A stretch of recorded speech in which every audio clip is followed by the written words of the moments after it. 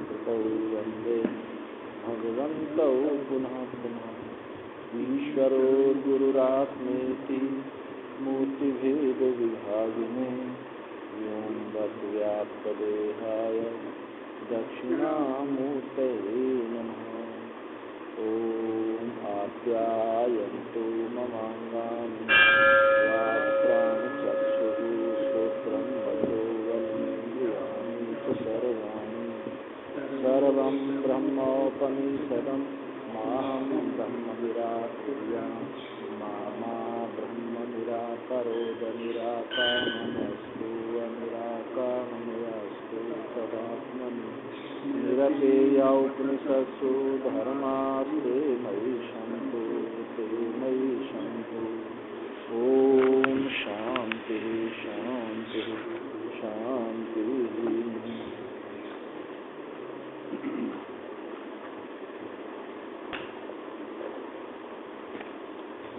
अथ अष्टमाध्यायस्य 12 खण्डः।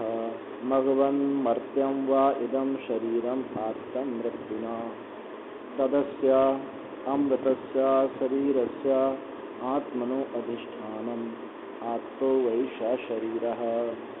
प्रियाप्रियाभ्यां नाह वै स शरीरस्य ततः प्रियाप्रिययो अपहति अस्ति अशरीरं भावसन्तं न प्रियाप्रिये स्पर्शतः।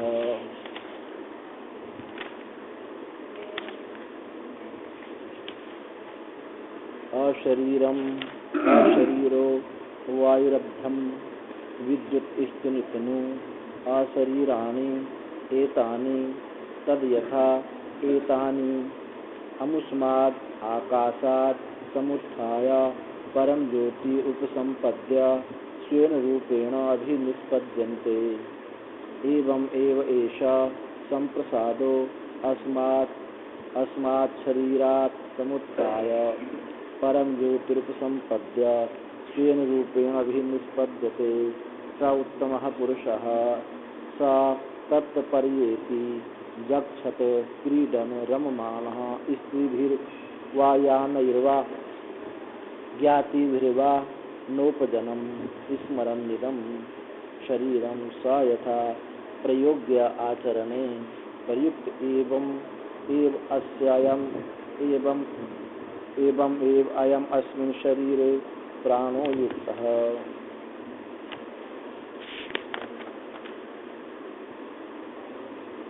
अथ यत्र एतदाकाशम् अनुविषण्णं चक्षुः स चाक्षुषः पुरुषो दर्शनाय चक्षु अथा यो वेद इदं जिघ्राणि इति स आत्मा गन्धाय घ्राणम् अथा यो वेद इदम् अभिव्याहाराणि इति स आत्मा अभिव्याहाराय वाक् अथा यो वेद इदं शृण्वानीति स आत्मा श्रवणाय श्रोत्रम्।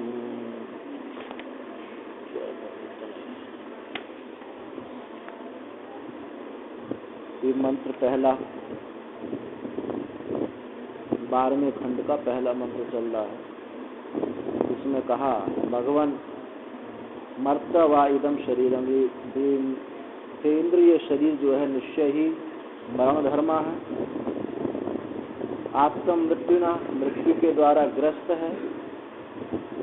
अमृतस्य शरीरस्य, और जो अमृत शरीर है इस अमृत शरीर आत्मा का ये अधिष्ठान है, भोगायतन है, उपलब्धि स्थान है। आत्तो वैश्य शरीर, जो सा शरीर है ये तो ग्रस्त है, प्रिय से ग्रस्त है। और सशरीर, तो सशरीर होता हुआ वो प्रिय से रहित नहीं होता। जो अशरीर है, अशरीर होता हुआ प्रिय से उसका स्पर्श नहीं होता। सशरीर का प्रिय से स्पर्श होता है और अशरीर का प्रिय से स्पर्श नहीं होता है। तो इसमें कल एक देशी मत पर छोड़ा था।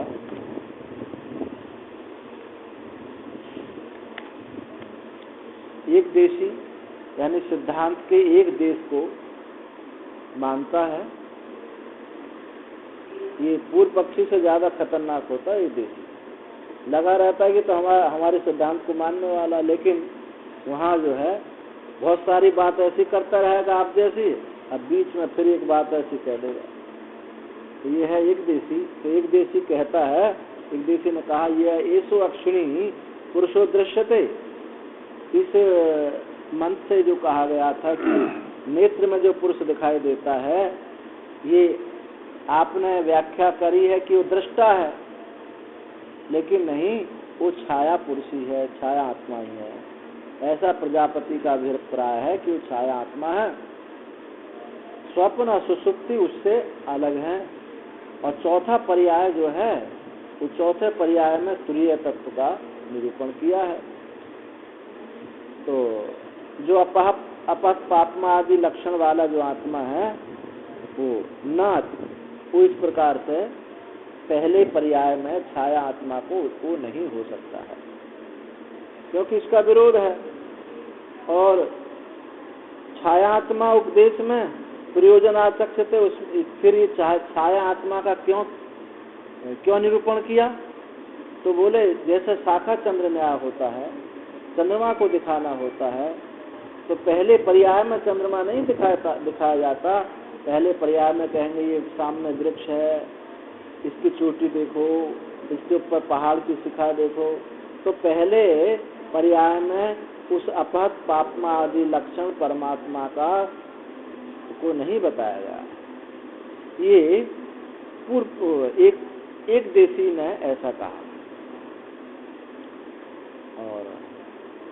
और जो इनसे रहित चौथा पर्याय है, वहाँ उत्तम पुरुष का निरूपण किया है, जिसको आगे श्रुति कहेगी कि जक्षत क्रीडन रममाणो, वो भोजन करता हुआ, विचरण करता हुआ, स्त्रियों के साथ रमण करता हुआ, वो उत्तम पुरुष है। तो ऐसा एक देशी का ये मत है। अब सिद्धांती कहते हैं सत्यम रमणीया तावतीयम व्याख्या श्रोतुम। आप ठीक कहते हो, आपकी व्याख्या बड़ी रमणीय है, सुनने में बड़ी अच्छी लग रही है। कटाक्ष में कह रहे हैं कि तुम्हारी व्याख्या सुनने में तो बहुत अच्छी लग रही है। शिष्याभ्याम छायात्मनि गृहीते तयो तद विपरीत ग्रहणम मत्वा तद अपनाय उदसराव उपन्यासः किम पश्चात् अथ इति च प्रश्नः साधुअलंकारोपदेश अनर्थकम स्यात्। आपकी जो व्याख्या है सुनने में तो बहुत रमणीय लग रही है, बहुत अच्छी लग रही है। उन शिष्यों से छाया आत्मा के ग्रहण होने पर, शिष्यों के छाया आत्मा के ग्रहण होने पर तयो उस्तद विपरीत ग्रहण, तयो तद विपरीत, उनके द्वारा जब विपरीत ग्रहण कर लिया, एक ने देह को आत्मा मान लिया, एक ने छाया को आत्मा मान लिया। विपरीत ग्रहण को मान करके ही तभी तो उदसराव आदि का से उनको उपदेश दिया था, कैसे किसी प्रकार से छाया आत्मा से ये लोग अलग हट जाएं। तो विपरीत ग्रहण मत्वा, विपरीत ग्रहण मान करके ही तद अपनाया, उसकी निवृत्ति के लिए ही उदसराव उपन्यास जल पात्र का निरूपण किया था। किम पश्चात्, फिर कहा क्या तुमने क्या देखा, यदि कुछ इसमें नहीं जानते हो तो मुझसे कहना, ये बात कही थी। किम पश्चात् इति च प्रश्न, ऐसा प्रश्न। अब फिर साधु अलंकार उपदेश, फिर कहा कि सद्धत करके देखो। अब फिर कहा कि इनको नाखून नाखून काट गए, फिर देखो। तो ये जो साधु अलंकार उपदेश जो है ये अनर्थक ही होगा। यदि उसको छाया आत्मा ही प्रजापति का बताना अभिष्ट था, तो ये साधु अलंकार हो करके उनको देखो, उनको काट करके देखो, ये तो फिर उपदेश व्यर्थ हो जाता। जब छाया आत्मा कहे तो स्वीकार कर, उन्होंने तो स्वीकार किया ही है। इति छायात्मैव प्रजापतिना अक्षिणी दृश्यते इति उपदिष्टः। यदि छाया आत्मा ही प्रजापति के द्वारा अक्षिणी पुरुष दृश्यते ऐसा उपदेश हुआ है, तो किंच, यदि ऐसा ही उपदेश हुआ है तो किंच यदि स्वयं उपदिष्ट इति ग्रहस्य अपनयनम कारण वक्तव्यम से, यदि स्वयं ही उपदेश करके और ग्रहण का भी उसको फिर निवृत्ति करना, पहले वही कहा, उन्होंने ग्रहण कर लिया, फिर उसकी निवृत्ति करना, इसमें कारण कहना चाहिए। आपको ये बताना चाहिए कि ऐसा उपदेश क्यों किया। जब छाया आत्मा उन्होंने कहा, फिर उन्होंने इस प्रकार का उपदेश किया। छाया आत्मा स्वीकार कर लिया। स्वप्न सुसुप्त आत्मग्रहणयोपि तद अपने कारणम च स्वयं प्रियात्। और इतना ही नहीं, उस छाया आत्मा से ही अपने निवृत्ति नहीं की, स्वप्न सुसुप्त आत्म को ग्रहण करने पर भी उनसे निवृत्ति की गई। स्वप्न जब उसने स्वप्न पुरुष को आत्मा मान लिया, तभी तो कहा, जब कहा कि मैं इसमें भोग्य नहीं देखता हूँ, कोई प्रयोजन नहीं देखता हूँ, उन्होंने कहा कि अपनी महिमा में विचरण करता है स्वप्न में, कहा था दृष्टा को, उन्होंने फिर स्वप्न पुरुष को मान लिया। और सुसुप्ति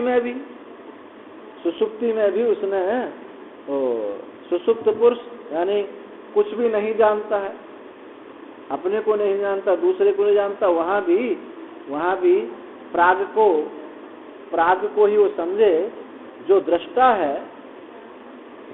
तुर्य त्रिषु संततम, तुर्य जो है तीनों में है, तीनों से अलग है। यहाँ प्रजापति तुर्य का उपदेश कर रहे हैं, तो उससे भी अलग करके अपने कारण स्वयं बुरियात, स्वयं ऐसा कहा था कि मैं इसमें कुछ भी भोग्य नहीं देखता हूँ। यदि छाया आत्मा ही ग्रहण करता तो वहीं संतुष्ट हो जाना चाहिए, प्रजापति को भी और उपदेश नहीं करना चाहिए। और स्वप्न सुसुप्ति उससे अलग कहा था तो वहीं संतुष्ट हो, और उपदेश नहीं करना चाहिए। न च उक्तम तेन, किंतु ऐसा प्रजापति के द्वारा नहीं कहा गया। मन्यामहे न अक्षिणी छाया आत्मा प्रजापति न उपदिष्ट। आंख में एक छाया आत्मा का उपदेश प्रजापति के द्वारा उपदिष्ट नहीं है, ऐसा मन्यामहे, ऐसा हम मानते हैं। किंच अन्य दक्षिणी दृष्टा चेत दृश्यते इति उपदिष्टः। दृश्यते इति दृश्यते ऐसा जो उपदिष्ट हुआ है, चेत दृष्टा यदि उपदिष्ट हुआ है नेत्र में। दूसरी बात यह है कि अन्य दूसरी बात यह है कि नेत्र में यदि दृष्टा ही उपदिष्ट होगा तत् इदम युक्तम, तो यही बात युक्त होगी। अगर छाया आत्मा को हम कहते हैं तो फिर आगे के उपदेश कोई सार्थक नहीं होंगे। इसलिए ये युक्त बात यही है कि दृश्यते, ये जो उपदेश है वो दृष्टा का ही उपदेश किया गया है, प्रजापति ने दृश्य का उपदेश नहीं किया, क्योंकि दृश्य तो विनाशी है। और यहाँ साथ साथ में प्रजापति कहते आए हैं कि अपत पात्मा है, अभय है, अमृत है, और ये ही ब्रह्म है। क्या छाया को ब्रह्म बताना प्रयोजन था? नहीं।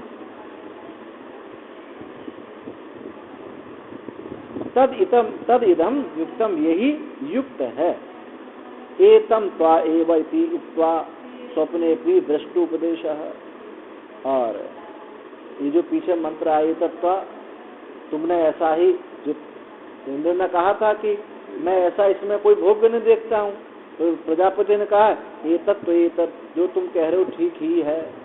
तो ऐसे प्रजापति का अनुमोदन करना भी उचित नहीं था, ये छाया आत्मा ही माना जाता।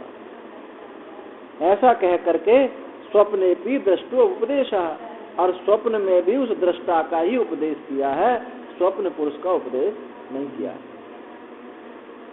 स्वप्ने न दृष्टा उपदिष्ट चेत, यदि कहते हो कि स्वप्न में दृष्टा का उपदेश नहीं है तो ऐसा कहना भी तुम्हारा ठीक नहीं है। क्यों? वहां कहा उसी मंत्र में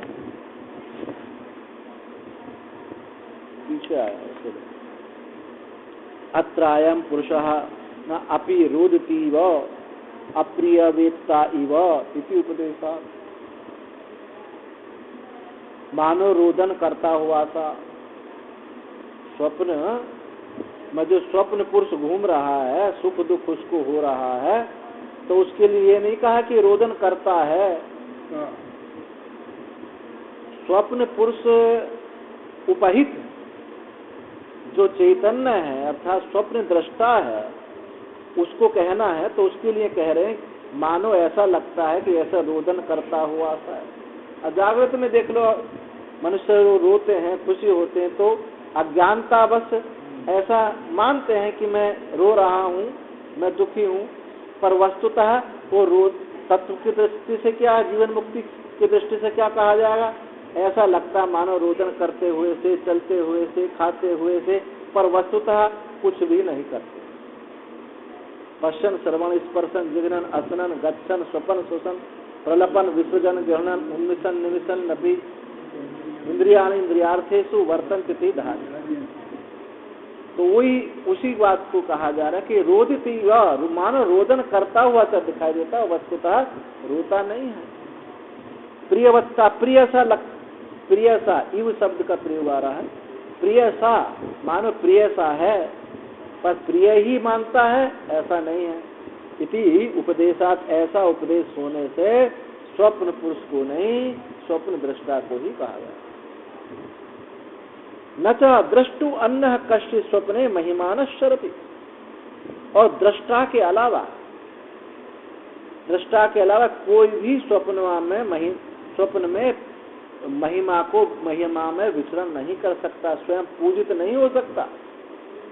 स्वप्न पुरुष की क्या है? स्वप्न पुरुष तो बदलता रहता है। संपूर्ण स्वप्न पुरुष, स्वप्न दृष्टा, जो स्वप्न और स्वप्न दृश्य, स्वप्न में 3 चीज है ना, जो नदी जंगल आदि ये स्वप्न दृश्य है, और जो ये शरीर है वो स्वप्न पुरुष है, और जो दृष्टा है उसका कोई आकार नहीं है, वो ज्योति स्वरूप है, जिसकी ज्योति से ये सब प्रकाशित हो रहा है। तो वो स्वप्न में दृष्टा से अन्य कोई भी महिमा को महिमा ने पूजित नहीं हो सकता। स्वप्न अत्र अयं पुरुषः स्वयं ज्योतिति न्यायतः श्रुत्यंतर सिद्धत्वात्, और श्रुति भी पीछे भी आई थी, और बृहदारण्यक में तो कई श्रुति हैं कि स्वप्न में वो चेतन अपनी महिमा में विचरण करता है। और दृष्टांत भी वहां दिया था, महामत्स्यवत, महामत्स्य जैसे एक बड़ी मछली नदी के इस किनारे जाते नदी में रहते हुए भी वो नदी से युक्त नहीं है, उससे असंग है, इस किनारे चली जाती उस किनारे चली जाती। अत्र अयं पुरुषः स्वयं ज्योति, ये जो पुरुष है स्वयं ज्योति, ये युक्ति से भी बात सिद्ध होती है, और श्रुत्यंतरे सिद्धत्वात्, और दूसरी श्रुतियों से भी बात सिद्ध होती है। युक्ति से कैसे सिद्ध होती है?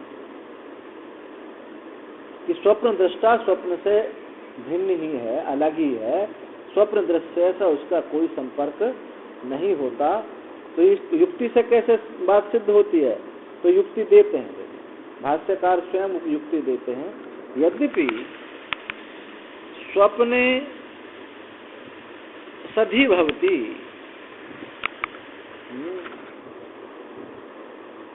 यद्यपि स्वप्ने सधी भवति, सधीर्भवति, तथापि न धीहि स्वप्न भोगाय उपलब्धि प्रतिकरणत्वं भजते।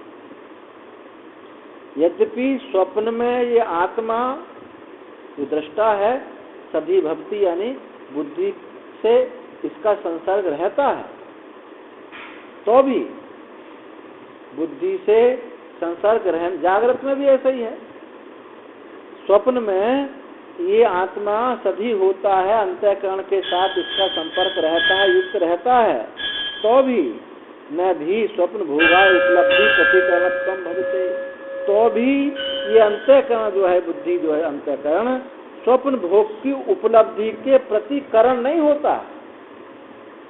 जैसे जागृत में करण है, आंखों से करण, आंख करण बने, आंखों से हम देख रहे हैं, लेकिन स्वप्न में अंतःकरण करण नहीं बनता है,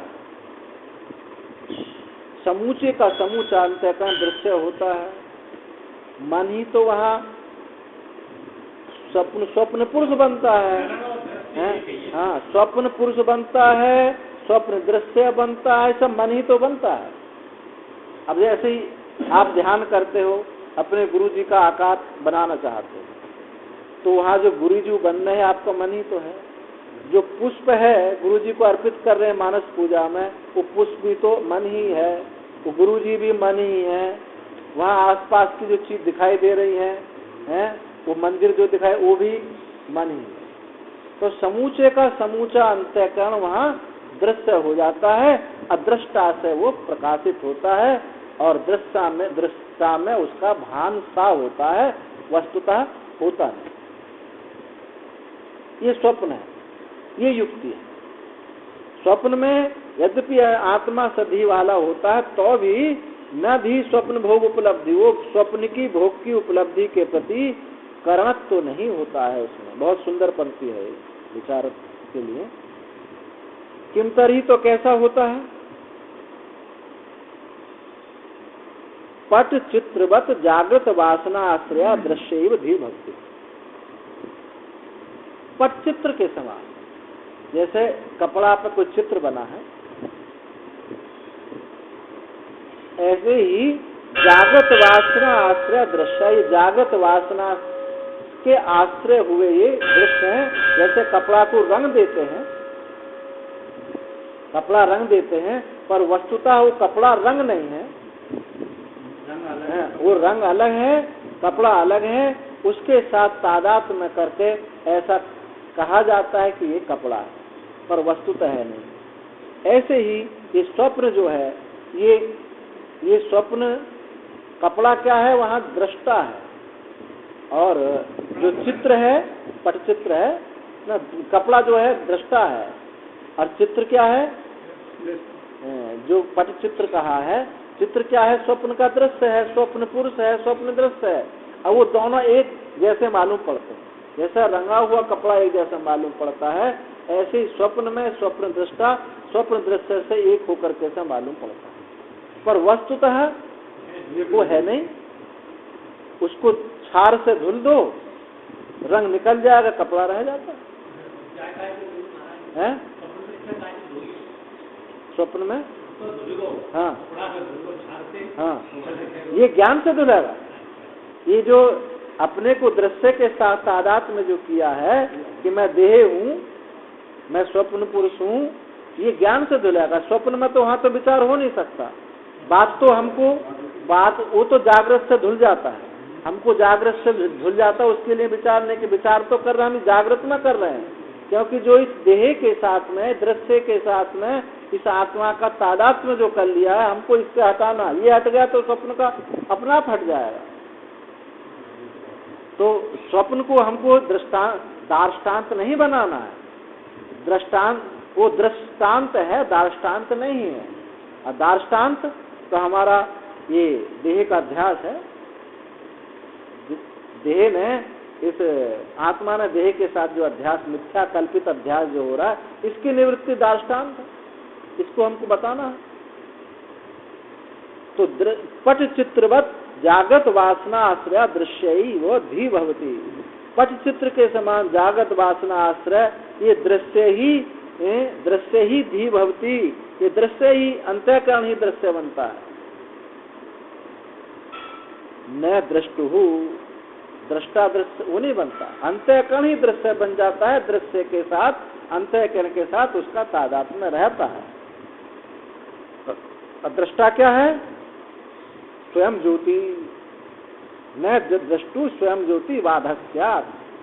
दृष्टा की स्वयं प्रकाशता का बाध नहीं होता, दृश्य रहे या न रहे। जागृत के दृश्य रहे अथवा ना रहे, स्वप्न के दृश्य रहे अथवा ना रहे, ये उससे उस पर कोई प्रभाव नहीं पड़ता। यही दृष्टा, दृष्टा कभी दृश्य नहीं हो सकता।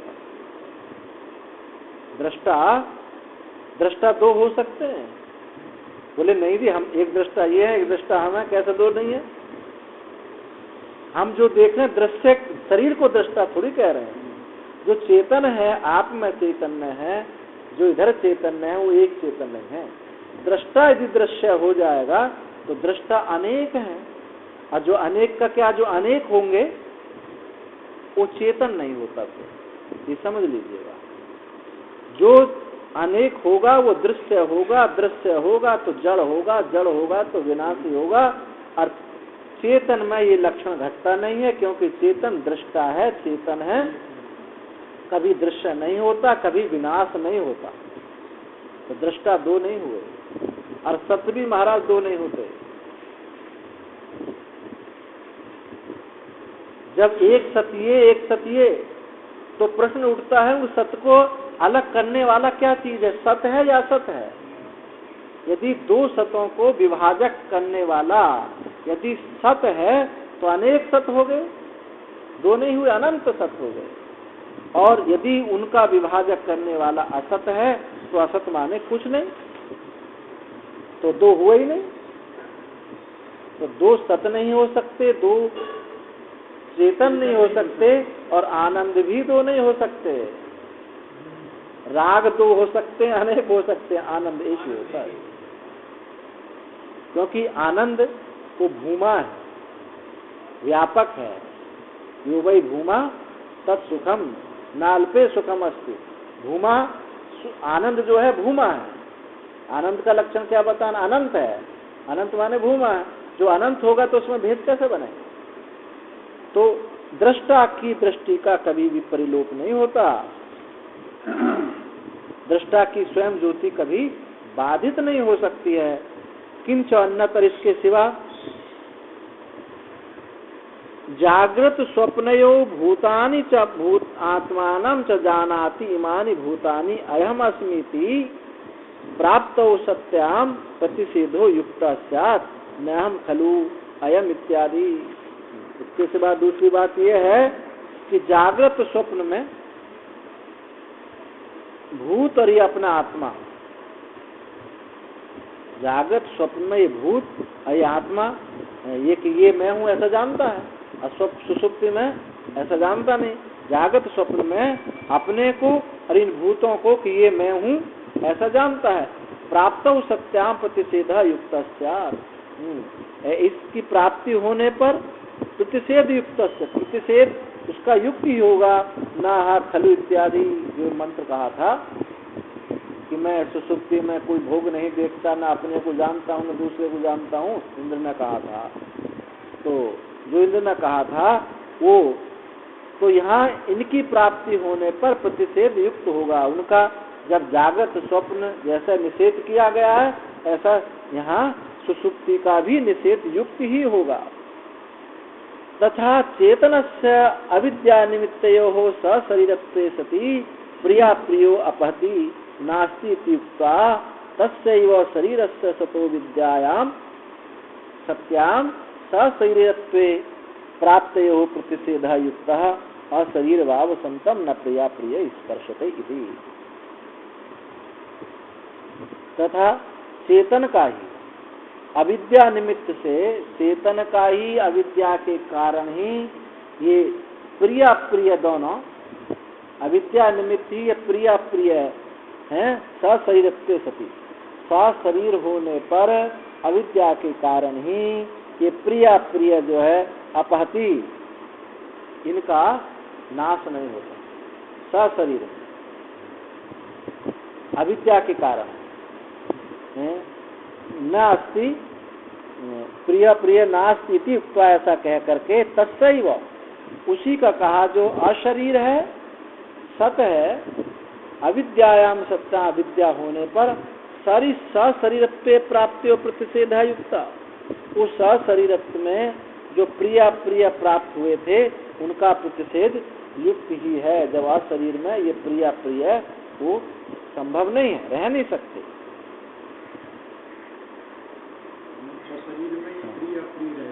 तो चेतन ही अविद्या के, चेतन अविद्या के कारण प्रिय प्रिय इनकी निवृत्ति वहाँ नहीं हो सकती। नास्ति इत्युक्त्वा, प्रिय प्रिय की अविद्या के कारण होने वाले अज्ञान दशा में इनकी निवृत्ति नहीं हो सकती है। और अशरीर जो अमृत है वो ज्ञान होने पर उस शरीर के जो प्रिय प्रिय हैं उनका प्रतिषेध हो जाता है, युक्त है। इसलिए अशरीर भाव संतम न प्रिय प्रिय स्पर्श। इसलिए जो अशरीर ही है, शरीर है, उसको प्रिय प्रिय स्पर्श नहीं कर सकते। एकस्य आत्मा स्वप्न बुद्धांतयोः महामत्स्यवत् असंगः संचरति इति श्रुत्यंतरे सिद्धम। बृहदारण्यक में श्रुति है ऐसी कि एक ही आत्मा स्वप्न और बुद्धांत यानी जागृत, स्वप्न और जागृत में महामत्स्य वजह से बहुत बड़ी मछली एक बड़े सरोवर में कभी इधर जाती है, उस तट पर चली जाती है, कभी उस तट पर चली जाती है। इसी प्रकार ये आत्मा जागृत स्वप्न में ये असंग ही रहता है, सुषुप्ति में भी असंग ही है। वहाँ यहाँ भाव है, वहाँ अभाव है। वो भाव अभाव दोनों से रहित है, दोनों का प्रकाशक है। यच्चोक्तम संप्रसादः शरीरात् समुत्थाया यस्मिन् स्त्रियादिभिः रममाणो भवति सो अन्नः संप्रसादात् अधिकरण निर्दिष्ट उत्तमः पुरुष इति। जो ये कहा था एक देशी ने कि जो संप्रसाद ये जीव है शरीर से उठ करके यस्मिन् स्त्री आदि रममाणो, शरीर से उठ करके स्त्री आदियों के साथ रमण करता हुआ होता है, सो अन्य संप्रसाद, वो संप्रसादात अधिकरण निर्दिष्ट, संप्रसाद से अधिकरण निर्दिष्ट वो अन्य है। पूर्व उसमें एक देशी मत ने कहा था कि जो जीव इस शरीर से उठ करके स्त्रियों के साथ जो रमण आदि करने वाला है वो संप्रसाद से अधिकरण निर्दिष्ट उत्तम पुरुष जो है अलग है। छाया में उसका उपदेश नहीं हुआ है, स्वप्न में उसका उपदेश नहीं है, वो तो चतुर्थ पर्याय में अलग ही है। ऐसा जो कहा था तो क्या तदपि ऐसा तो उचित नहीं। फिर तो आपने परमात्मा के एक व्यापकता नहीं रही, एक जो है एक आकाश में कोने में टांग दिया है? जैसे उपासक कहते हैं कि प्रभु आप वहीं रहो, हम तुम्हारे पास चले जाएंगे, तुम बताओ। एक देश, क्योंकि उपासना स्वगत भेद में होती है, सजातीय विजातीय से रहित स्वगत भेद में ही उपासना होती है, उसी में तादात्म्य होता है। भक्ति जो है स्वगत भेद में होती है। एक अंश परमात्मा का जीव एक अंश बन जाता है, अंश जो है अंशी के साथ मिलता है। ये नहीं होता कि अंश और अंशी, ज्ञान में क्या है, अंश अंशी दो नहीं है, एक ही वस्तु है। अंश जो है कल्पना से है, वास्तविक नहीं है, कल्पित है। तो अधिकरण निर्दिष्ट उत्तम पुरुष अलग है। तदपि असत, ये कहना भी उचित नहीं है। क्यों? चतुर्थेपि पर्याये एतम त्वा एव इति वचना, चौथे पर्याय में भी ये कहा था, चौथे पर्याय में भी यही कहा था। इंद्र ने कहा था कि मैं यहाँ कुछ भोग्य नहीं देखता हूँ, यहाँ तो ना अपने को जानता हूँ ना दूसरे को जानता हूँ। सुसुप्ति का जब निर्देश किया था तो वहाँ भी यही बात कही थी, यदि ततो अन्य अभिप्रेतः स्यात् पूर्वदे तत्त्वैति न बुर्यात्। यदि उससे अन्य अभिप्रेत हो गए पहले के समान, एतत्त्वेते इति न बुर्यान् मृषा प्रजापति, तो यदि वही वो होता तो प्रिय प्रजापति ऐसा मिथ्या क्यों बोलते?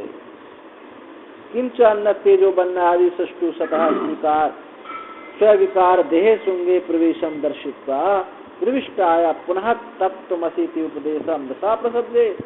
और इसके सिवा उस सत ने ईक्षण किया, जो सृष्टा है उस सृष्टा सत ने अपने ही विकार देह अंकुर में, देह में कौन सा तेजो बन्ना आदि, तेजो जल, तेज जल और अन्न से जो उसने त्रिवृत्तकरण किया था, ईक्षण किया था, उसी में प्रवेश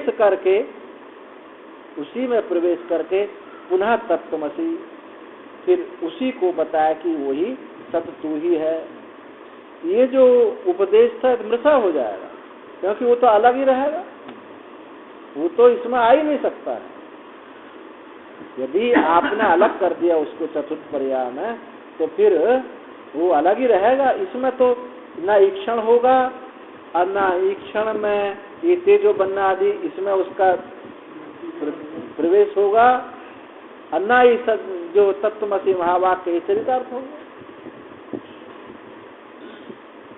तस्मिन् त्वं स्त्री आदि भी रंता भविष्यति युक्तः उपदेश अभविष्यत् यदि संप्रसादान्न उत्तमः पुरुषः भवेत्।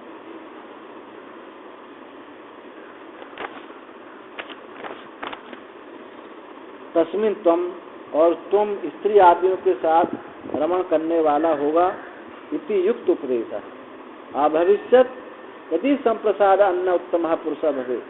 यदि संप्रसाद से जीव से ये अन्य पुरुष जो है अन्य उत्तम पुरुष अन्य ही पुरुष होता तो जो ये कहा कि स्त्री आदियों के द्वारा रमण करने वाला होगा ऐसा जो उपदेश अभविष्यत ये भी नहीं हो सकता था। ये भी नहीं हो सकता था यदि संप्रसाद से इस जीव से उत्तम पुरुष भिन्न ही होता। वो उत्तम पुरुष यही है तभी तो कहा कि वो इस विद्या के ज्ञान होने इस विद्या को प्राप्त करने पर स्त्रियों के साथ रमण करता हुआ पितृलोक को जाता हुआ फिर समस्त कामनाओं को प्राप्त करता है। ये वाक्य भी नहीं बन सकता था क्योंकि वो तो अलग ही रहता ये अलग रहता। तो ये भी उत्तम अन्य उत्तम पुरुषा भवेत ये भी नहीं होता। तथा भूमनि अहम इति आदिश्य आत्मे वेदम सर्वम न उप समहरिष्यद यदि भूमा जीवाद अन्य भविष्य। और ये जो कहा आत्मै वेदम सर्वम अहमई वेदम सर्वम आया था ना पीछे उसमें कि आत्मा ही ये सब है मैं ही सब हूँ। तो ये वाक्य भी चरितार्थ नहीं होते। भूमा भूमनि अहम एव इति आदेश भूमा में ये मैं हूँ ये जो है और आत्मा ही यह सब है ये भी न उपसंहार सती इसमें उपसंहार नहीं होता वो तो अलग ही रहता। आत्मा के साथ उसकी भूमा की एकता नहीं की जाती और मैं के साथ उसकी एकता नहीं की जाती। जब तक यदि मैं के साथ भूमा की एकता नहीं होती है तो परमात्मा जड़ ही रहता है चेतन नहीं हो सकता। परमात्मा को चेतनता आप देते हैं कैसे का ब्रह्मा खा ब्रह्मा कई का ब्रह्मा खा ब्रह्मा का ब्रह्मा खा ब्रह्मा हाँ कमैव खा खमैव खा ही का है का ही खा इससे एकता हुई। और गीता में भी कहा है क्या है गीता में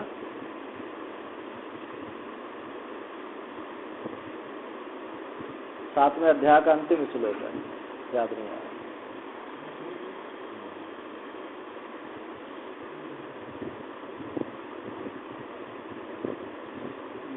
चलो नहीं आ रहा। तो इसका ये उपसंहार उसमें नहीं किया जाता। इसमें इसका उपसंहार नहीं किया जाता।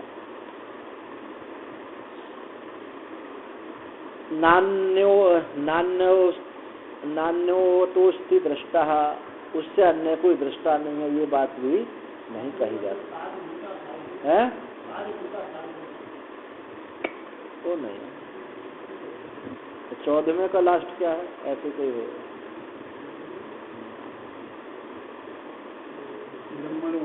हाँ ब्रह्मणो ही प्रतिष्ठा हम अमृतस्य अभ्यस्त शाश्वत धर्म एकांतिक ये 14वें का ब्रह्मणो ही प्रतिष्ठा ब्रह्म की प्रतिष्ठा मैं हूँ। ब्रह्मणो ही प्रतिष्ठा हम अमृत कैसा है अमृतस्य अभ्यस्त अविनाशी अमृत जो ब्रह्म है उसकी प्रतिष्ठा मुझसे है। ब्रह्मो ही प्रतिष्ठा अमृत अभ्यस्त शाश्वत धर्म से सुख से कांतिक ये कैसा ब्रह्म है सारे विशेषण दिए हैं उसको। शाश्वत है अमृत है निश्चित है इतना सब होने पर भी उसकी प्रतिष्ठा मुझसे ही है। ये मुझसे ही प्रतिष्ठा, ब्रह्मणों ही प्रतिष्ठा, ब्रह्म की प्रतिष्ठा। कैसा ब्रह्म? सारा षष्ठी विभक्ति एक वचन का है, सारे ब्रह्म सारी षष्ठी विभक्ति एक वचन के हैं। ब्रह्मणो, अमृतस्य, अव्यस्य च, शाश्वतस्य, षष्ठी विभक्ति एक वचन है, तो सब ब्रह्म के विशेषण बनेंगे और उसकी प्रतिष्ठा मैं। तो वहां भी ब्रह्म की ये भी महावाक्य है, तो एक ही महावाक्य नहीं है, गीता में बहुत महावाक्य। लोग सोचते रहते हैं क्षेत्रज्ञम चापि मां विद्धि सर्व क्षेत्रेषु भारत, ये महावाक्य नहीं, एक नहीं, अयम आत्मा गुणा कैसा, ये भी महावाक्य। तो ये जो है उससे अन्य कोई दृष्टा नहीं है। इति श्रुति अंतराच, दूसरी श्रुति से भी बात कही गई है। सर्व श्रुतिषु च परस्मिन आत्म शब्द प्रयोग न भविष्यत्, प्रत्यक आत्मा चेत सर्व जंतु नाम पर आत्मा न भवेत्, तस्मात् एक एव आत्मा प्रकरणी शुद्धा। सब श्रुतियों में वहाँ कई था ना, आत्मा ही वेदम सर्वम, वहाँ कई समय कहा है, तो सब श्रुतियों में वो परमात्मा में ही आत्म शब्द का प्रयोग हुआ है। हम व्यवहार में बोलते रहते हैं परमात्मा आत्मा, पर श्रुति ने तो परमात्मा को ही आत्मा कहा है, दोनों में कोई भिन्नता नहीं रखी। सब श्रुतियों में परस में ही आत्म शब्द का प्रयोग हुआ है। न भविष्यत प्रत्यगात्मा, न भविष्यत प्रत्यगात्मा चेत, उसका प्रयोग हुआ। न भविष्यत नहीं होगा, प्रत्यगात्मा नहीं होगा चेत, यदि ऐसा प्रत्येक आत्मा यदि परमात्मा नहीं होगा तो सर्व जंतु नाम परमात्मा न संभव है, तो सब जंतुओं का आत्मा भी नहीं हो सकता। यदि प्रत्येक आत्मा सब जंतुओं में नहीं है तो सब जंतुओं का, सब प्राणियों का वो आत्मा भी नहीं हो सकता। एक इसलिए, तस्माद इसलिए एक एव आत्मा प्रकरणी भक्ति, जिसका प्रकरण चल रहा है वो एक ही आत्मा है। छायात्मा, स्वप्न पुरुष आत्मा, सुषुप्त आत्मा, और आगे जो अमृत अपहत आत्मा, अपहत आत्मा अमृत, ये क्या है? तुर्य। छायात्मा वो विश्व, और स्वप्न तेजस, और सुषुप्ति का वो प्राग्ञ, और ये जो अपहत आत्मा ये क्या है? तुर्य। बिल्कुल मांडुक्य शैली है यहाँ भी। तो वो जो है ये एक ही आत्मा है। न च आत्मनः संसारित्वम, और ये जो आत्मा है वो संसारित्व नहीं है। अविद्याध्यस्तत्वात् आत्मनि संसार, आत्मा में अविद्या से संसार जो है, आत्मा से अविद्या में अध्यस्त हुआ है।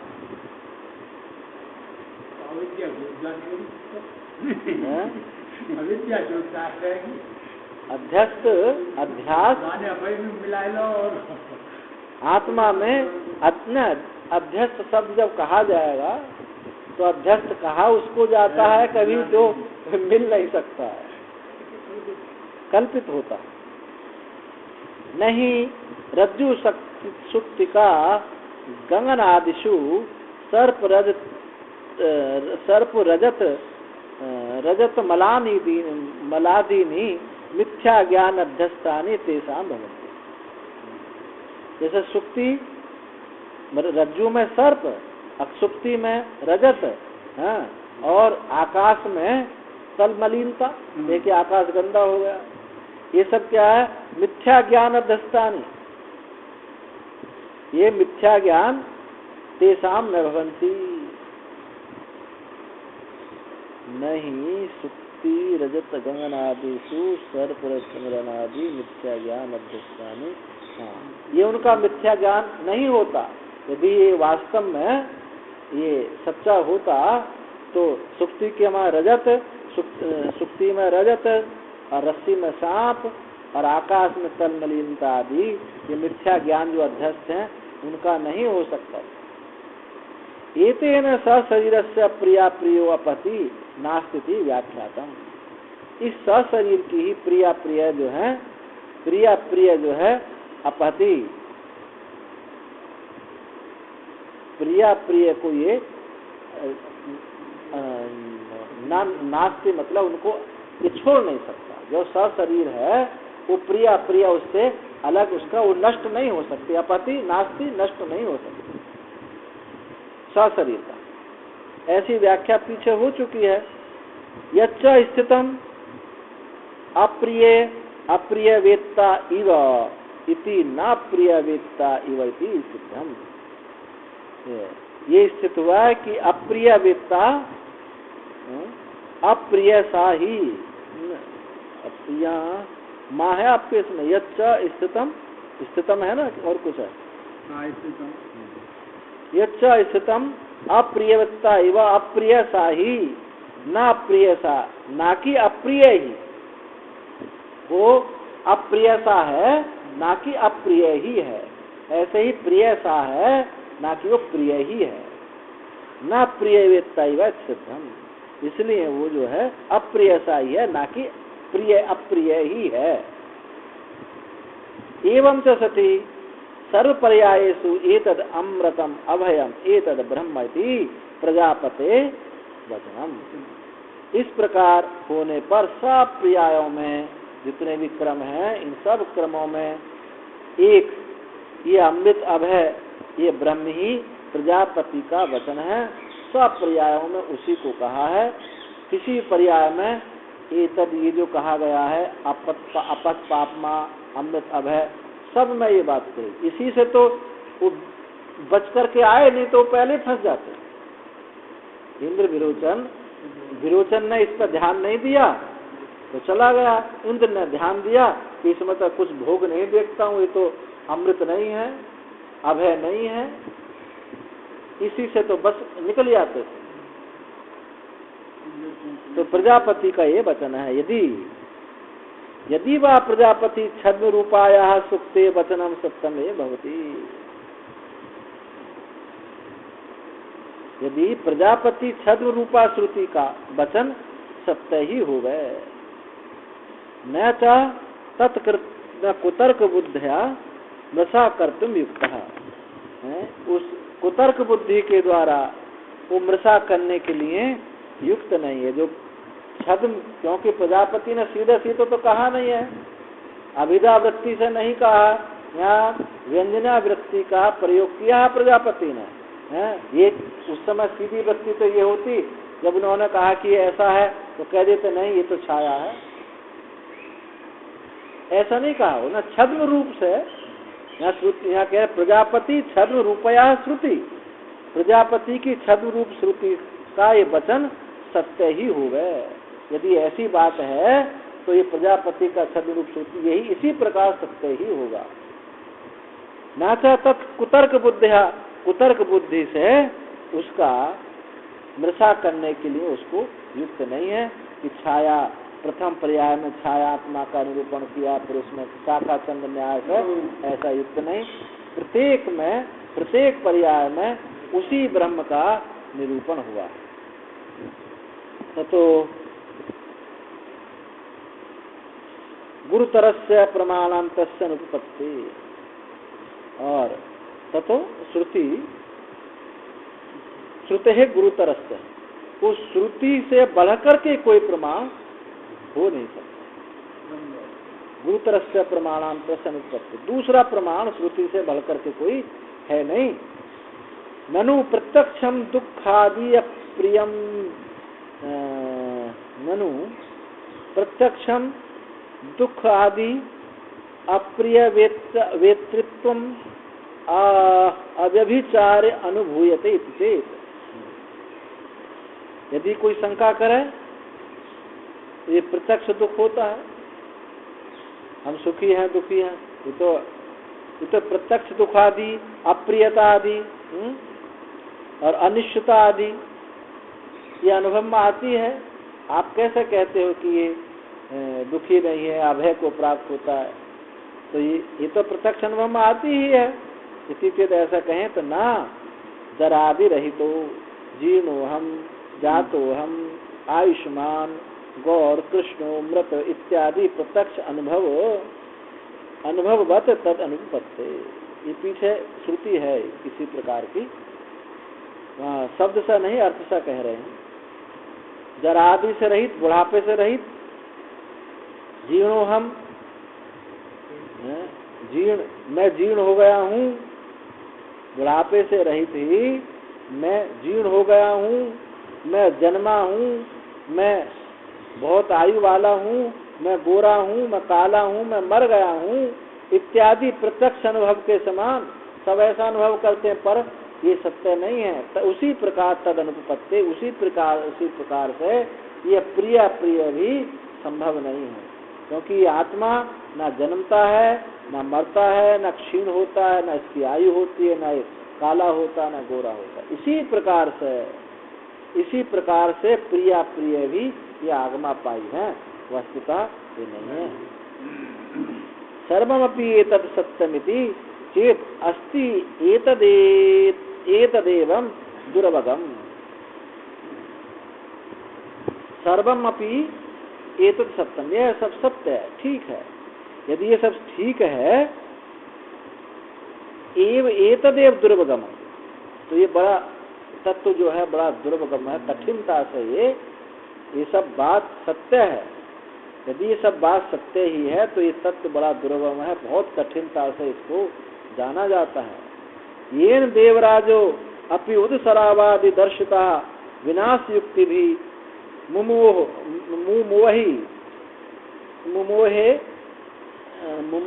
एव अत्र विनाशम अपितो, जिससे देवराज भी उदसरावादि के द्वारा विनाश युक्ति देखता हुआ भी, जल पात्र में दिखाया था कि देख रहा कि तो प्रतिबिंब नष्ट हो जाता है। देवराज भी उदसराव आदि के द्वारा दर्शित अविनाश युक्तियों के द्वारा, वो अविनाश युक्तियों के द्वारा भी मोह बारंबार मोह करता है। पहले ही बता दिया था कि आत्मा अपहत है, अमृत है, अभय है, फिर भी इसमें छाया आत्मा में ही, छाया को ही आत्मा मान बैठा, स्वप्न को ही आत्मा मान बैठा।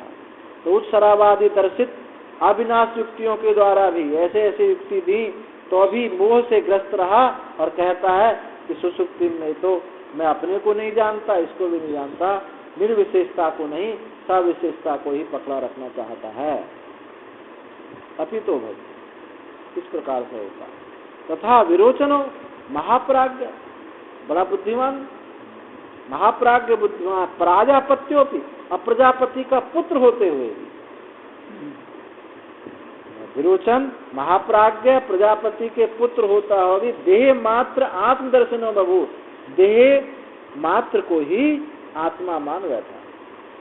इतनी इसकी दुर्वगाहता है। सब ये इतनी खाई है इस तत्व में, कोई किसी में व्याह मोहित हो जाता है, कोई किसी में व्याह होता है। ये चलने वाले को खाई पता चलती है, और आप समझ गए, समझा दिए, वस्तुतः उस नहीं चले हैं तो खाइयों का पता नहीं चलता। हनुमान जी समुद्र को लांग कर चले गए, हनुमान जी को समुद्र की गहराई का पता नहीं चला, समुद्र की गहराई का पता तो उस मदराचल को चला। समुद्र मंथन के समय जो नीचे जाता था और ऊपर जाता था, तो शास्त्र पढ़ करके सुन करके व्याख्यान कर दिया और लगता है कि सब ठीक है, तो उन साधनाओं की गहराई खाई से गुजरा नहीं। खाई का तो उसको पता चलता है कि कैसी कैसी खाई आती है। मोटी मोटी खाई तो दिखाई देती है, स्त्री पुत्र धन आदि दिखाई, ये तो कुछ भी मायने नहीं रखते इसका। यहाँ गुरु भी खाई बन जाते हैं, साधना अपने इष्ट भी खाई बन जाते हैं। भागवत में बहुत सुंदर एक श्लोक है, गुरु न सस्यात् स्वजनो न सस्यात् पिता न सस्यात् जननी न सास्यात् देवम न तस्यात् न देवम न तस्यात् न पति न सस्यात् न मोचेत समुपेत मृत्यु। वो गुरु गुरु नहीं है, पिता पिता नहीं है, माता माता नहीं है, स्वजन स्वजन नहीं है, पति पति नहीं है और इष्ट देव नहीं है जो सामने खड़ी मृत्यु से उबार ले। तो ये सब खाई बनते हैं। इसलिए बहुत गहरी बात है।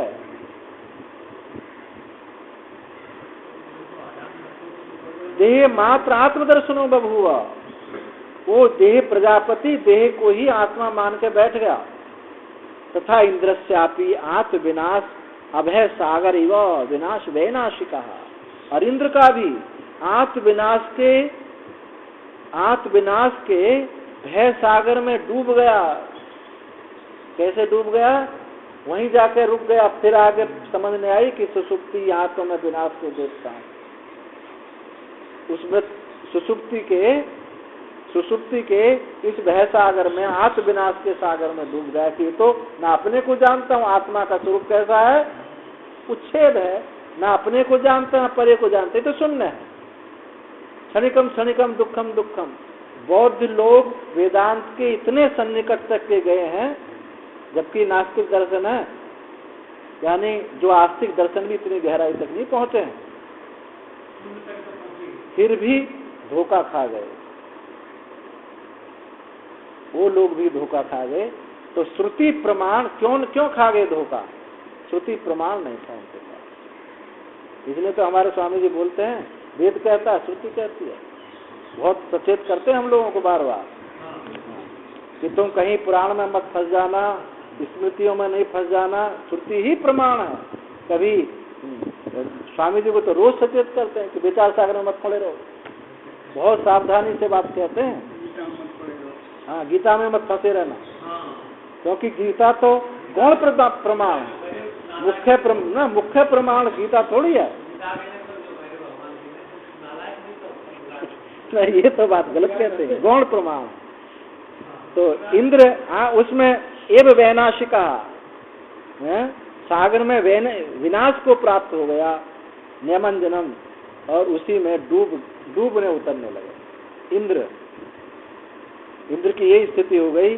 तथा सांख्या दृष्टारम देहादि व्यतिरिक्तम अवगम्यापि त्यक्त आगम प्रमाणत्वात् मृत्यु विषयेव अन्यत् दर्शने ततस्तु। अब सबकी बक्कल उतारे जा रहे हैं। कौन कहाँ तक पहुंचा है? सांख्य पर चोट की। सांख्य दृष्टारम देहादि व्यतिरिक्त, देह से व्यतिरिक्त आत्मा को, देहादि व्यतिरिक्त दृष्टा को, देह से व्यतिरिक्त दृष्टा को जान करके ही त्यक्त आगम प्रमाणत्वात्, आगम प्रमाण को, श्रुति प्रमाण को छोड़ने से मृत्यु विषय में ही अन्यत्व दर्शन तत्व, उसी भेद दर्शन में बैठे रहे। शरीर से दृष्टा को अलग करके भी कोई प्रमाण ना होने से, क्या प्रमाण नहीं कि दृष्टा ही ये दृष्टा ही औपनिषद पुरुष है, ये ही परमात्मा है, ये प्रमाण ना होने से वो तटस्थ हो करके ही रह गए। अन्यत्व दर्शन है तो उसी भेद में स्थित हुए हैं। तथा अन्य कलाद आदि दर्शना,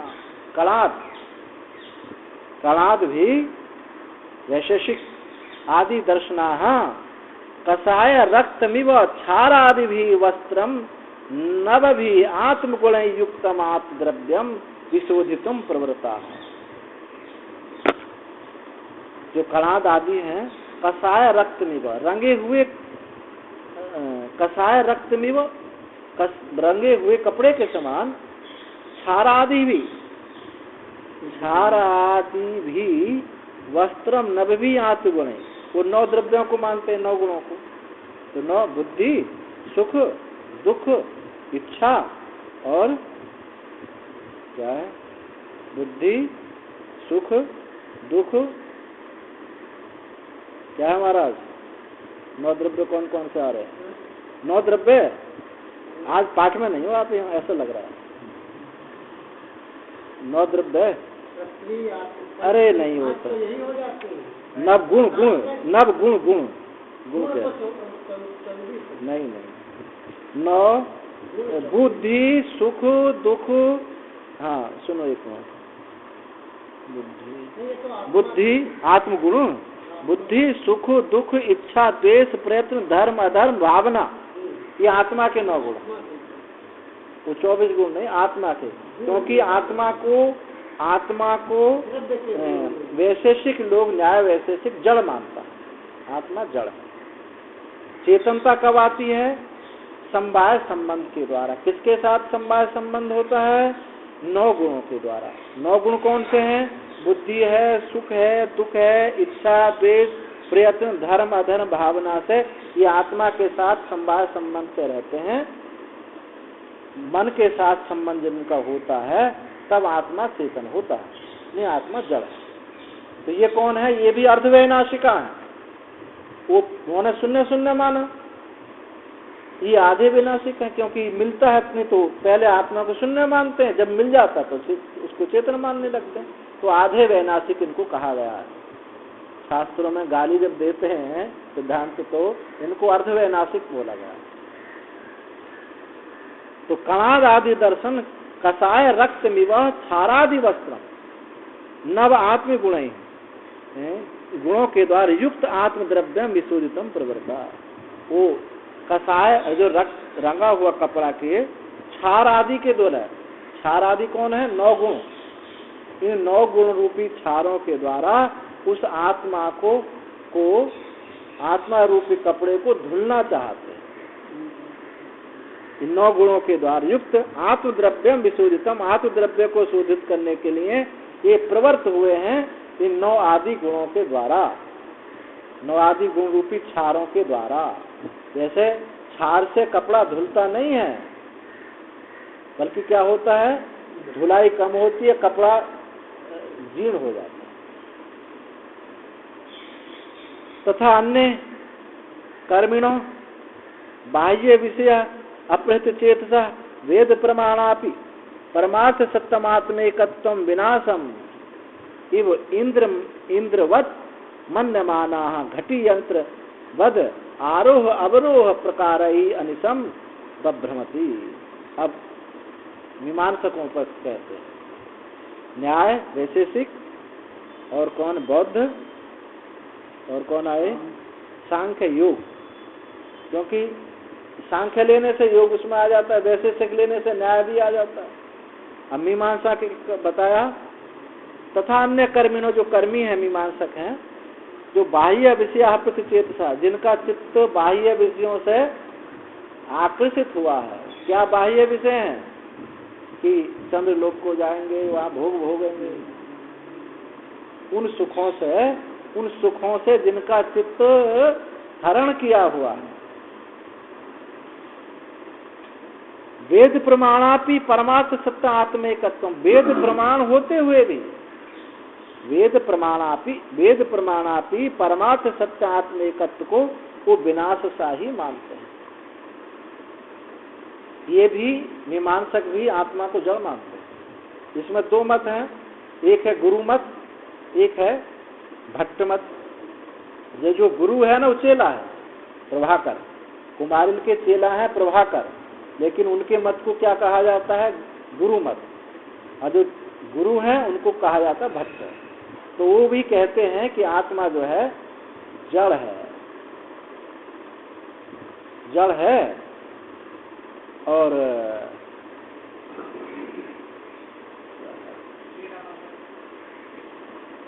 थोड़ा अंतर है, थोड़ा ध्यान से उतर रहा है।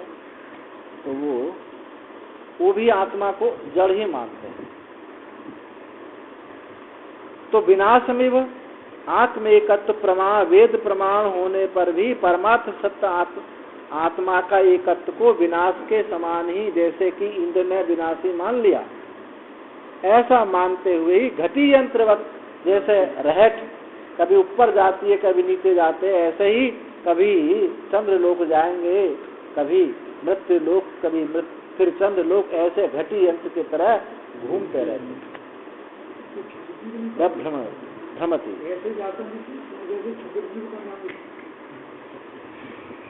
किमन्यैः क्षुद्र जंतुवः विवेकहीना स्वभावता एवं वही विषय अपचेतसा। अब भाई उनकी तो बात ही क्या है, जो विवेकहीन है, ये तो ऐसे दृष्टांत दिए हैं। हाँ, क्षुद्र जंतु वह जो क्षुद्र जंतु विवेकहीन है, स्वभाव से ही बहिर्विषय विषयाप्रस्त चित्त, जिनका चित्त स्वभाव से ही बाह्य विषयों में आसक्त है, उन क्षुद्र जंतुओं की तो बात ही क्या है। ये तत्व बड़ा दुर्लभ है। सुनो सुनो, आपने को ठेका लिया कि इनको ये गुरु बनने वो चेला बनने को तैयार नहीं है।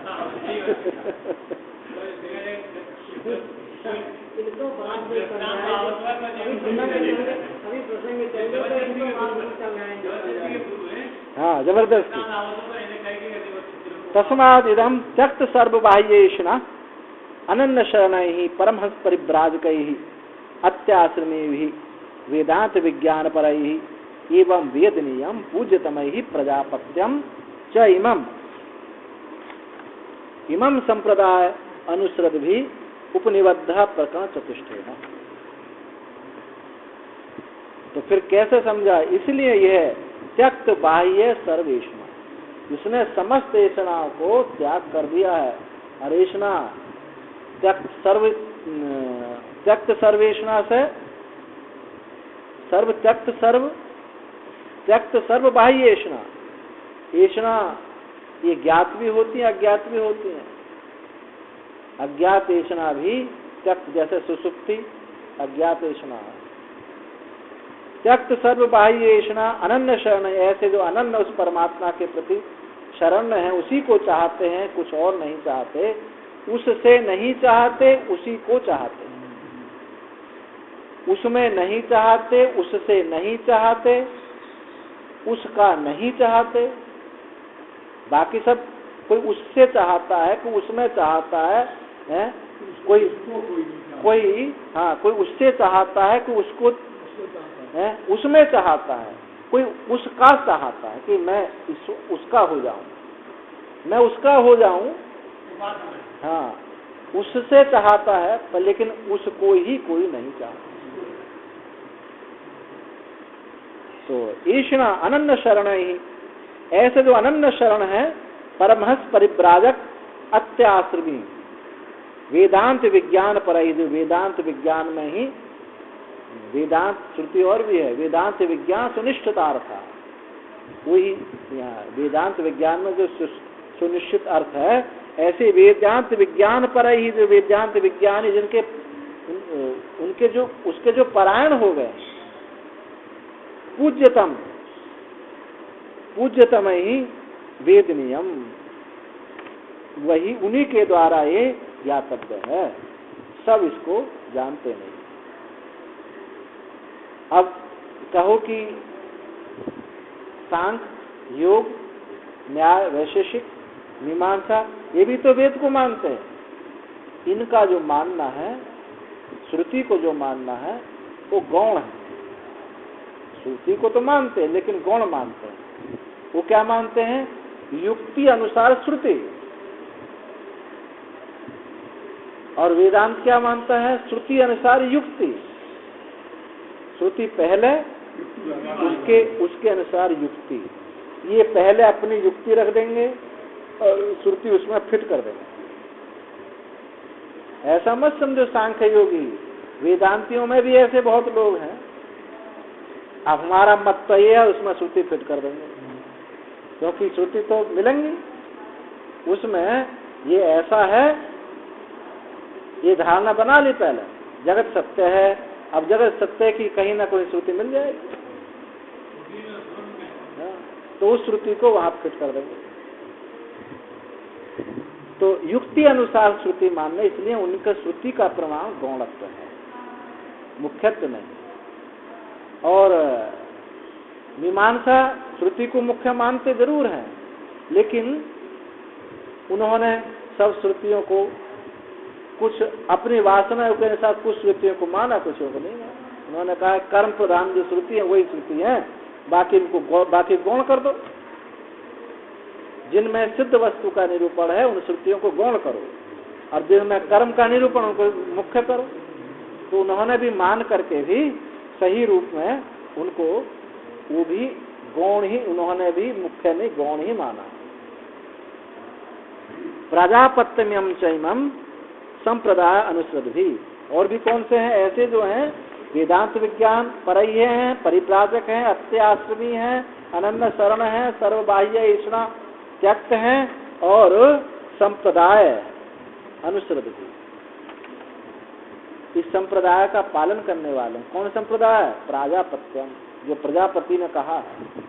इस प्राजापत्य संप्रदाय का अनुसरण करने वाले हैं, उन्हीं को ये उपनिबद्धम प्रकरण चतुष्टेन, जो 4 प्रकरणों से जो उपनिबद्ध हुआ ये प्रकरण है, ऐसी प्रजापति की संप्रदाय से जो युक्त हैं, उन्हीं को ये वेदनीय तत्व ज्ञातव्य, उन्हीं को ये ज्ञातव्य होता, औरों को ये ज्ञातव्य नहीं हुआ। तथा अनुशासति अद्यापि तैव नान्यः इति। तथा अनुशासति, आज भी वे ही हैं, अन्य। आज भी जो इस परंपरा को मानते हैं वही मुक्त होते हैं, बाकी कोई मुक्त नहीं है। अशरीरो वायु अभ्रम विद्युत स्तुनितु अशरीराणि एतानि तद यथा एतानि अमुष्माद आकाशात् समुत्थाय परम ज्योति उपसंपद्या स्वेन रूपेण अभिनिष्पद्यन्ते।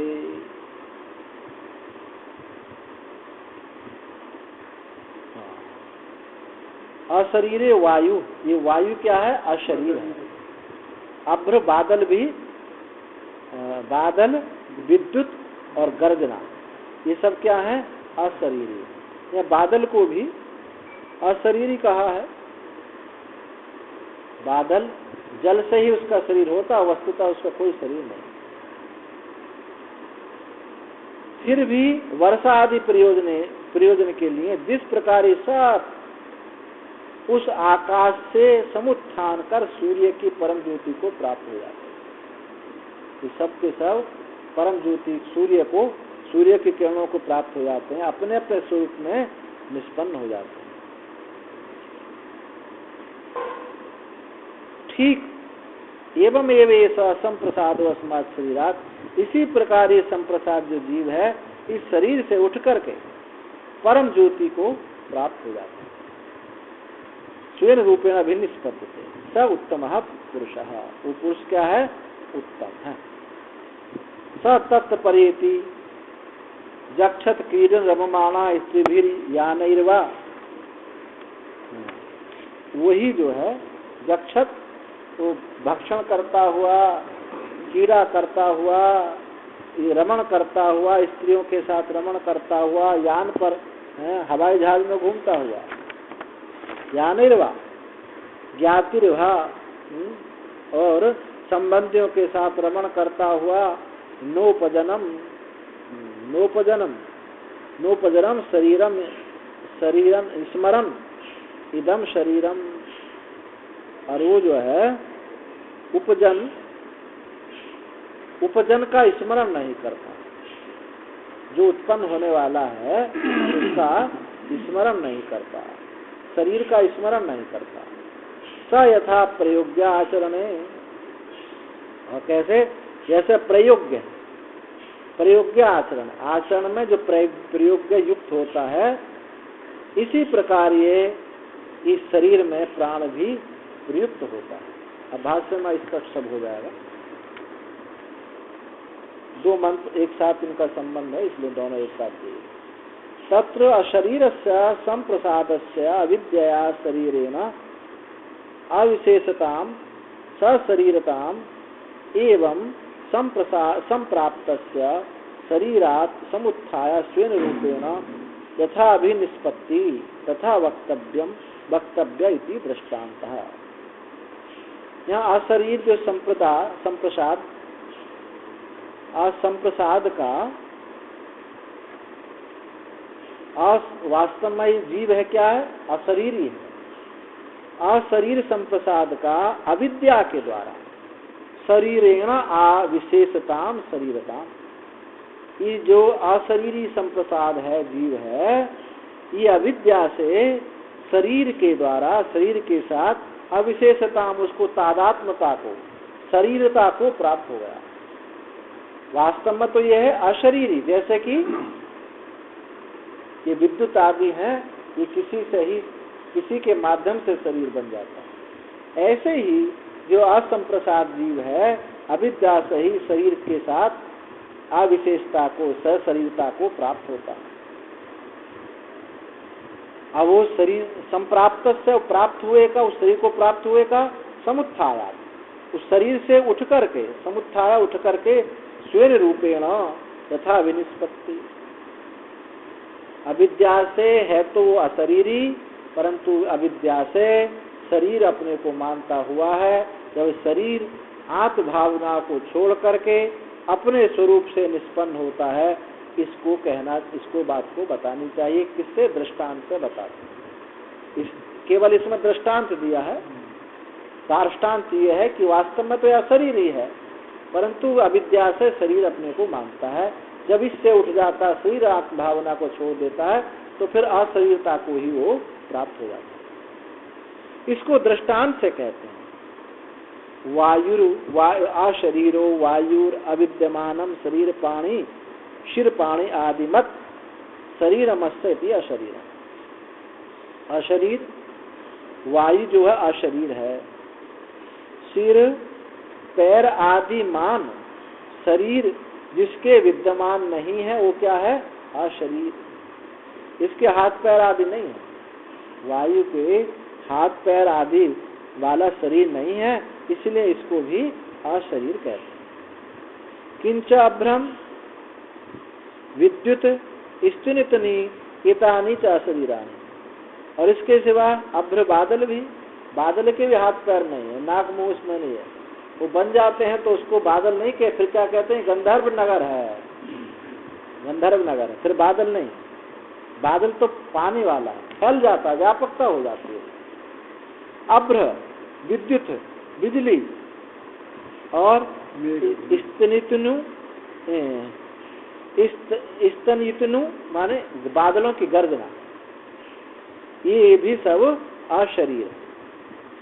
तत्र एवं सति वर्षादि प्रयोजन अवसाने यथा अमुष्मात् इति भूमिष्ठा श्रुति द्विलोक संबंधिन आकाशम संविधानम आकाश देशम विपदिशति। इस प्रकार होने पर वर्षा आदि के प्रयोजन, वर्षा आदि के प्रयोजन का अवसान हो जाने पर, निवृत्त हो जाने, वर्षा ऋतु चली गई, वर्षा आदि का प्रयोजन समाप्त होने पर, निवृत्ति हो जाने पर, जैसे अमुष्मात् भूमिष्ठा, उस अमुष्मात् भूमिष्ठा श्रुति द्विलोक संबंधी आकाश देशम विपदिशति। तो जो द्विलोक संबंधी जो आकाश है, आकाश देश का वहाँ निरूपण होता है। जब वर्षा ऋतु चली गई तब ये नहीं कहा जा सकता कि ये आकाश है, ये बादल है, ये बिजली है। अमुष्मात् भूमिष्ठा, इससे वो भूमि में स्थित लोगों को जो दिखाई देता है, भूमिष्ठा अस्मात्, वो फिर दिखाई नहीं देता है, सुना नहीं जाता। द्विलोक संबंधी आकाश देश को में उसका क्या कहा जाता है कि आकाश ही है। उसी में बिजली, आकाश में बिजली समा गई, गर्जना समा गई, सब उसी में समा गई। एतानि यथोक्तानि आकाश समान रूपताम आपन्नानि। ये सब जो कहे गए हैं, बिजली, गर्जना, बादल, ये सब यथोक्त आकाश समान रूपेण समान रूपताम आपन्नानि, सब आकाश रूपता को प्राप्त हो जाते, सब आकाश हो जाते। स्वेन वायु आदि रूपेण ग्रह्यमाणानि आकाश आख्याताम गतानि। अपने वायु आदि रूप को ग्रहण ना करके आकाश नाम आकाशता को ही प्राप्त हो जाते हैं। जैसे इसी प्रकार जैसे संप्रसाद विद्यावस्थायाम शरीरात भावम एवं आपन्ना, ये जीव जो है अविद्यावस्था में शरीरात भाव को प्राप्त हो गया है। तानी च, और वे तथा भूतानि अमुष्मात् द्विलोक संबंधिना आकाश देशा समुत्तिष्ठन्ति वर्षणादि प्रयोजना भी निवृत्ते। वे जो तथा भूतानि, वैसे ही अमुष्मात् उस द्युलोक संबंधी आकाश देश से उठ करके जैसे बादल फिर वर्षा करते हैं, आकाश में लीन हो गए और फिर आकाश से ही निकल जाते हैं। वर्षा आदि प्रयोजन की निवृत्ति के लिए, वर्षण आदि प्रयोजन अभिनिवृत्ति के लिए उस आकाश में स्थित हो जाते हैं, उसी से फिर निकलते ही हैं। ऐसे ही संप्रसाद जो जीव है अविद्यावस्था में जीवात्म भाव को प्राप्त हो जाता है, फिर ज्ञान से इससे निकल करके अपने स्वरूपता को प्राप्त हो जाता है। कथम कैसे? वर्षण आदि प्रयोजन की अभिनिवृत्ति के लिए, निष्पन्नता के लिए कैसे होते हैं? जो भूत हैं उस द्युलोक संबंधी आकाश से उठ करके वर्षा आदि प्रयोजन की निष्पन्नता के लिए फिर आ जाते हैं। तो कैसे आते हैं? शिशिरा पाए सावित्रम परम ज्योतिम प्रकृष्टम ग्रैष्म एकम उपसंपद्य सावित्रम अभितापम प्राप्त इत्यर्थ। शिशिर ऋतु के जाने पर, जो शीत ऋतु है उसके जाने पर सावित्र्यम परम ज्योति प्रकृष्ट, जो सूर्य है परम ज्योति प्रकृष्ट ज्योति ग्रीष्म संपद्य ग्रीष्म ऋतु को प्राप्त हो जाता है। उसको प्राप्त होकर के सावित्रम हितापम प्राप्त, और सविता जो है तपता इत्यर्थ। आदित्याद अभितापेन पृथक भाव आपादिता संता, और आदित्य के तपने से पृथक भाव आपादिता अलग अलग भाव होते हुए ही अपने अपने रूप से पूर्ववात आदि वायु रूपेण, जब पूर्वाई हवा चलती है तो बादल फिर उसी आकाश से निकल जाता है। स्थिमित भाव शांत भाव, उस अपने शांत भाव को छोड़ करके फिर पूर्वाई आदि हवा के द्वारा अभ्रमपि, ये बादल भी भूमि पर्वत हस्ती आदि रूपेण विद्युतपि स्वयं ज्योतिर लता आदि चपल रूपेण स्तुनित भी स्वयं गर्जिता अस्सनी रूपेण इति एवं पराविडागमे स्वयं सेन रूपेण अभी निष्पद्य। उस आदित्य के विताप करने से अपने पृथक पृथक भाव को प्राप्त हो जाते हैं, अपने अपने रूप से प्राप्त हो जाते हैं। कैसे?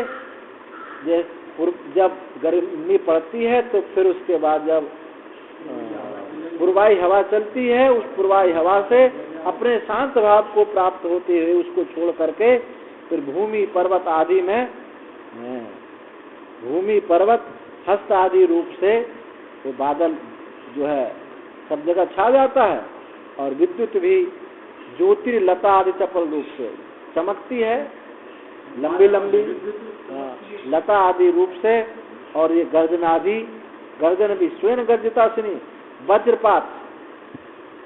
वज्रपात जो होता है, जब बिजली नीचे गिरेगी तो बिना गर्जे नहीं गिरती है, चुपचाप नहीं गिरती है। कि किसी को, जैसे दुष्ट लोग चुपचाप किसी पर घात करते हैं, ऐसे बिजली घात नहीं करती किसी। इति एवं, इस प्रकार वर्षा ऋतु के आने पर अपने अपने रूप से सब निष्पन्न हो जाते हैं। यथायम दृष्टांतो, जैसा ही दृष्टांत है वायुवादी नाम आकाश आदि साम्य गमनवत, जैसे वायुवादी आकाशता को प्राप्त होकर के फिर उसी से निकल जाती हैं, प्रकट हो जाती हैं, उसी के समान अविद्याया संसार अवस्थायाम शरीर साम्यापन्नो अहम अमुष्य पुत्रो जातो जीवनो मनुष्य इत्येवं प्रजापतिना एव भगवान यथोक्त क्रमेण नासी त्वं देहेन्द्रियादि धर्म तत्त्वमसीति प्रतिबोधितः सन स एष संप्रसादो जीव। बहुत लंबा वाक्य भाई। अविद्याया, उसी प्रकार अविद्या से इस संसार अवस्था में ये जीव जो है शरीर भावापन्न हो जाता है, शरीर साम्यता को प्राप्त हुआ, कहता है हम अहम अमुष्य पुत्र, मैं अमुक का पुत्र हूँ, मैं उसका पुत्र हूँ, मैं जन्मा हूँ, मैं जीर्ण हो रहा हूँ, मैं मर गया। मनुष्य मैं मरूंगा इति एवं प्रजापति ना, इस प्रकार प्रजापति के द्वारा ये जो एवं भगवन यथोक्तेन क्रमेण, प्रजापति के द्वारा जो इंद्र को इस प्रकार से जो उपदेश दिया था, उस क्रम से न्यासी तुम, उसी क्रम से बताया जाता है कि तुम जो है न जन्मने वाले हो, न मरने वाले हो, न तुम जीर्ण हो, न तुम मरेगा, न आसी तुम देहेंद्रिय आदि धर्म वाले तुम नहीं हो। प्रजापति ने जैसे बताया कि तू कौन है, अमृत है, अभय है, एतद ब्रह्म, तू ब्रह्म,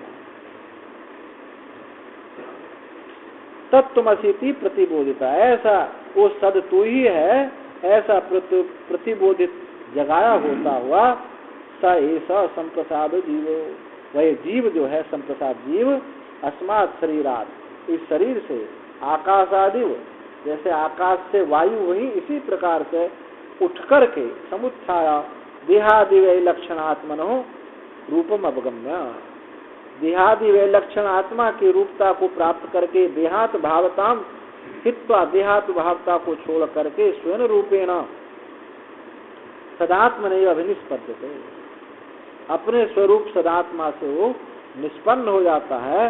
इति व्याख्यातम पुरस्कार, पहले के समान इसकी व्याख्या समझ लो।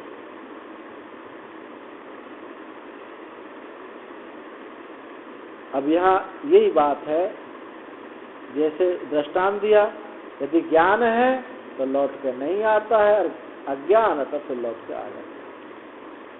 स येन स्वेन रूपेण संप्रसाद अभिनिष्पत्ति, वह जिस अपने स्वरूप से ये जीव, वह जो संप्रसाद है, जीव जो है अपने स्वरूप से निष्पन्न होता है, प्राक प्रतिबोधात, ज्ञान होने से पहले, तद भ्रांति निमित्तात् सर्पो भवति यथा रज्जु,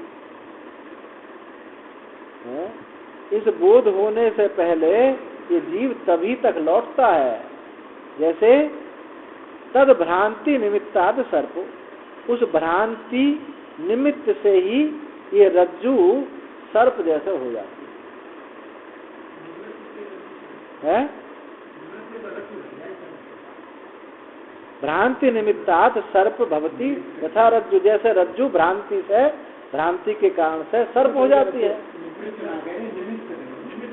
हाँ, भ्रांति निमित्तात्, भ्रांति निमित्त से जैसे रस्सी सांप हो जाती है, पश्चात गत प्रकाशा रज्ज्वात्मना स्वेन रूपेण अभिनिष्पद्यते, जब प्रकाश करते हैं तो फिर अपने रज्जु रूप से वो निष्पन्न हो जाती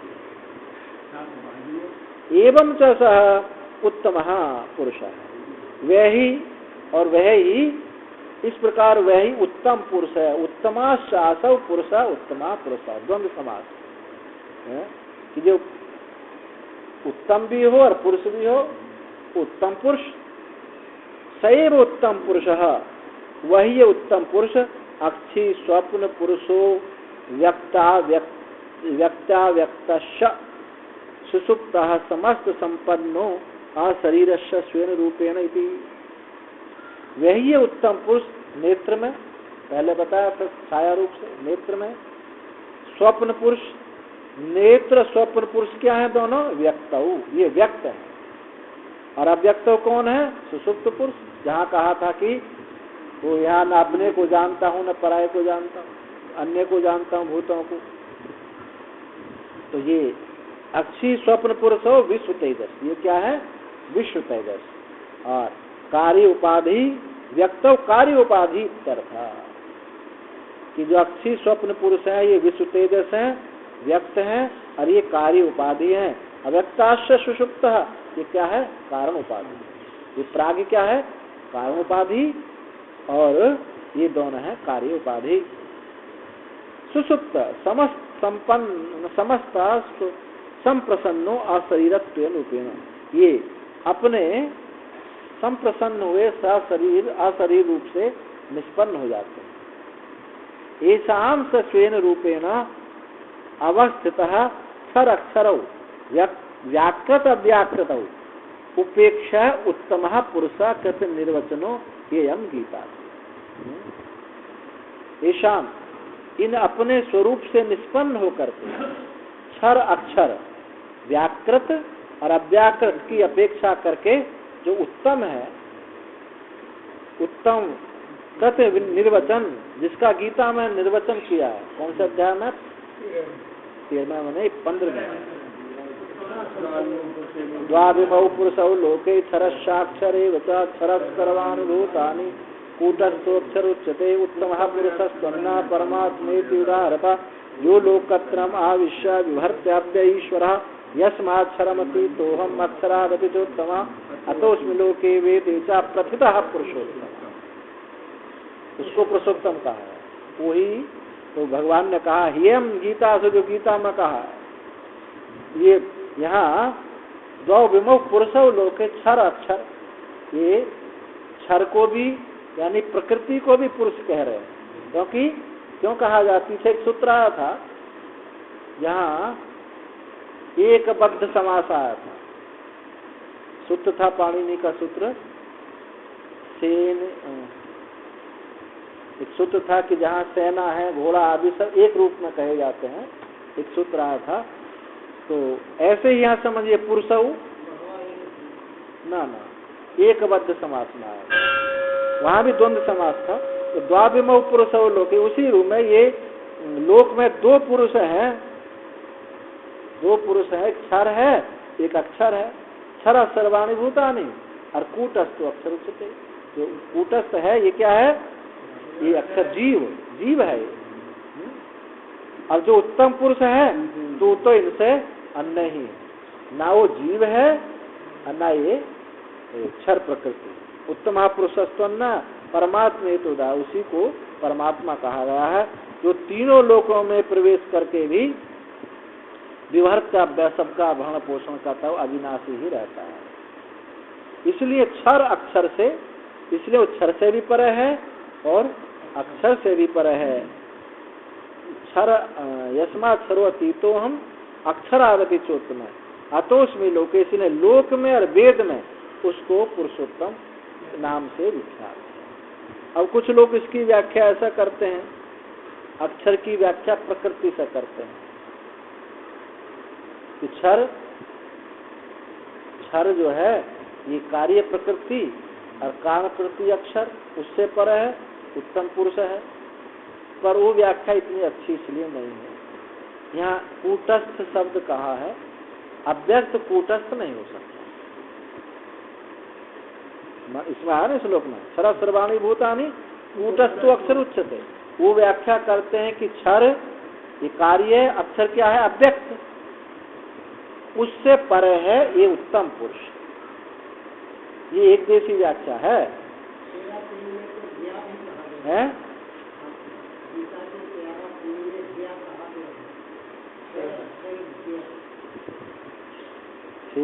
क्षेत्रज्ञ,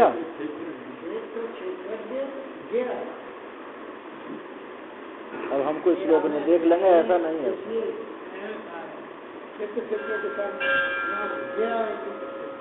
ज्ञ दृश्य के रूप में लिया। हाँ, क्षेत्रीय भी कहा, क्षेत्रीय जीवात्मा को कहा है।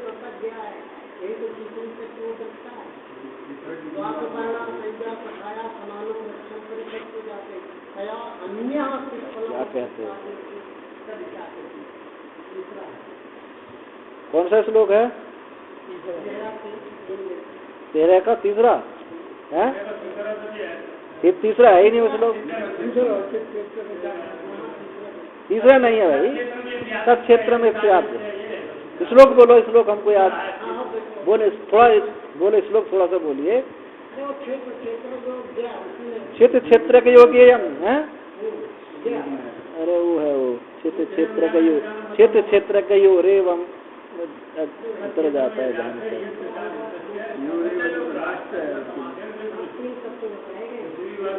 अरे आखिर है श्लोक क्षेत्र। अब इन्होंने अब ऐसे व्याख्या कर देते हैं बिना सिर पाँव की। महाराज देखो जरा व्याकरण लगाओ जरा, इसमें क्या है लगाओ जरा। हम नहीं कहेंगे, आप ही लगा के आप ही बताओगे। ना आप बताओगे। यदि ये ऐसे इसका क्षेत्र गयो, ये द्विवचन का प्रयोग किया, क्षेत्र ये अलग नहीं किया है, क्षेत्र गयो इनसे अलग है श्लोक को। अच्छा कौन सा है? क्षेत्र क्षेत्रज्ञ अलग थोड़ी है उसमें। क्षेत्र क्षेत्रज्ञ योर एवं अंतरम ज्ञान चक्षुषा भूत प्रकृति मोक्षम च ये विदुर यांते परम। हाँ आखिर श्लोक है। चलो देखेंगे, पाठ रह जाएगा बाद में।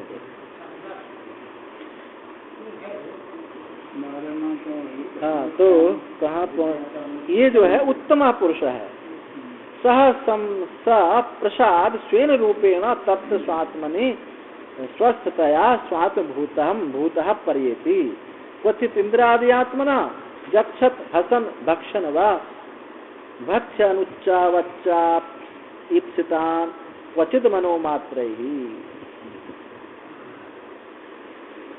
वह जो संप्रसाद है अपने रूप से उस आत्मा में स्थित रूप से, अपने आत्मा में स्थित रूप से सर्वात्मभूतः सबका आत्मा हुआ, अपना आप स्वरूप में स्थित हुआ, पर्येति उस संचरण करता है। कैसे संचरण करता है? क्वचित इंद्रियादि आत्मना, कभी इंद्र रूप से, और जक्षत खाता हुआ, हसन हंसता हुआ, भक्षण भक्षण करता हुआ, भक्ष्य अनुच्चावच्चापसितान अपने ईप्सित मनोवांछित इष्ट ऊंची नीची वस्तुओं का भक्षण करता हुआ, अच्छा बुरी वस्तुओं का भक्षण करता हुआ, क्वचित मनोमात्र, और कहीं मनोमात्र संकल्प से ही उठ करके मनोमात्र ही संकल्पादेव समुत्थित ही बाह्य लौकिक क्रीडन स्त्रियादि विरममाणस्य मनशैव, कहीं कभी इंद्रादि रूप से भक्षण आदि करता हुआ, और उच्चावच्चयी ऊंची नीची छोटी बड़ी घटिया बढ़िया चीजों का मनोवांछित उनका भक्षण करता हुआ, और कभी मनोमात्र संकल्प के द्वारा ही उनसे उठ करके बाह्य ब्राह्म्य लोकों, बाह्य नहीं ब्राह्म्य लोक, ब्रह्म लोकों में जाता हुआ, लोकैर्वा, और स्त्रियों के साथ, वहां स्त्रियों के साथ रमण करता हुआ, मन से ही वो मन के द्वारा ही सब ऐसा करता हुआ, नोपजनम स्त्री पुंसयो अन्योन्य उपगमे न जायते, उसको क्या कहा? उपजनम, स्त्री पुरुषों से अन्योन्य उनकी एक दूसरे की प्राप्ति होने से जो जन्मना है वो क्या है? उपजन्म। अथवा आत्मभावेन आत्मसामीप्येन जायते, जो आत्मभाव से आत्मसमीपता से जो उत्पन्न होता है वो उपजन। कहने का मतलब क्या होगा? चाहता स्त्री पुरुष आदि से संयोग से उत्पन्न होने वाला हो, यदि उपजमन, या आत्मभाव से ही आत्मसामीप्यता से ही, ये क्या है? वायु आदि को ले उसमें जो कुछ भी है जो उपजन है, उत्पन्न होने वाला है, उपजन माने उत्पन्न होने वाला, ये क्या है? ये शरीर ही है। जो उत्पन्न होता है वो शरीर। तत्र न स्मरण, उसका स्मरण ना करता हुआ, यानी इस देह में आत्मभाव किए बिना, देह में आत्मभाव से रहित होकर के कभी इंद्र लोक में भ्रमण करता हुआ, ये सब जो उसके बताए हैं, जो गीता का श्लोक ही बताया था थोड़ी देर पहले, पश्चन श्रवण स्पर्शन जगनन, उस शरीर का स्मरण ना करें, उसके शरीर के साथ तादात्म्य स्थापित ना होता हुआ, तत्स्मरण ही दुखम स्यात्, क्योंकि सारा दुख तो शरीर के स्मरण में ही है। दुख का हेतु तो शरीर ही है, दुखात्मक स्वात्मस्य, क्योंकि ये शरीर दुख रूप है, दुखालय।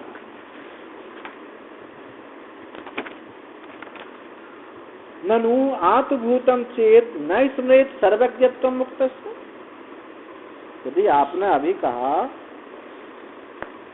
कि ये स्पर्श नहीं करता और सब जगह रमण करता है, तो कहता है, शंका करते हैं कि ननु अनुभूतम, यदि शरीर अनुभूत नहीं, ननु भूतम चेत न स्मरेत असर्वज्ञत्व मुक्त, तो मुक्त की जो सर्वज्ञता है वो नहीं होगी।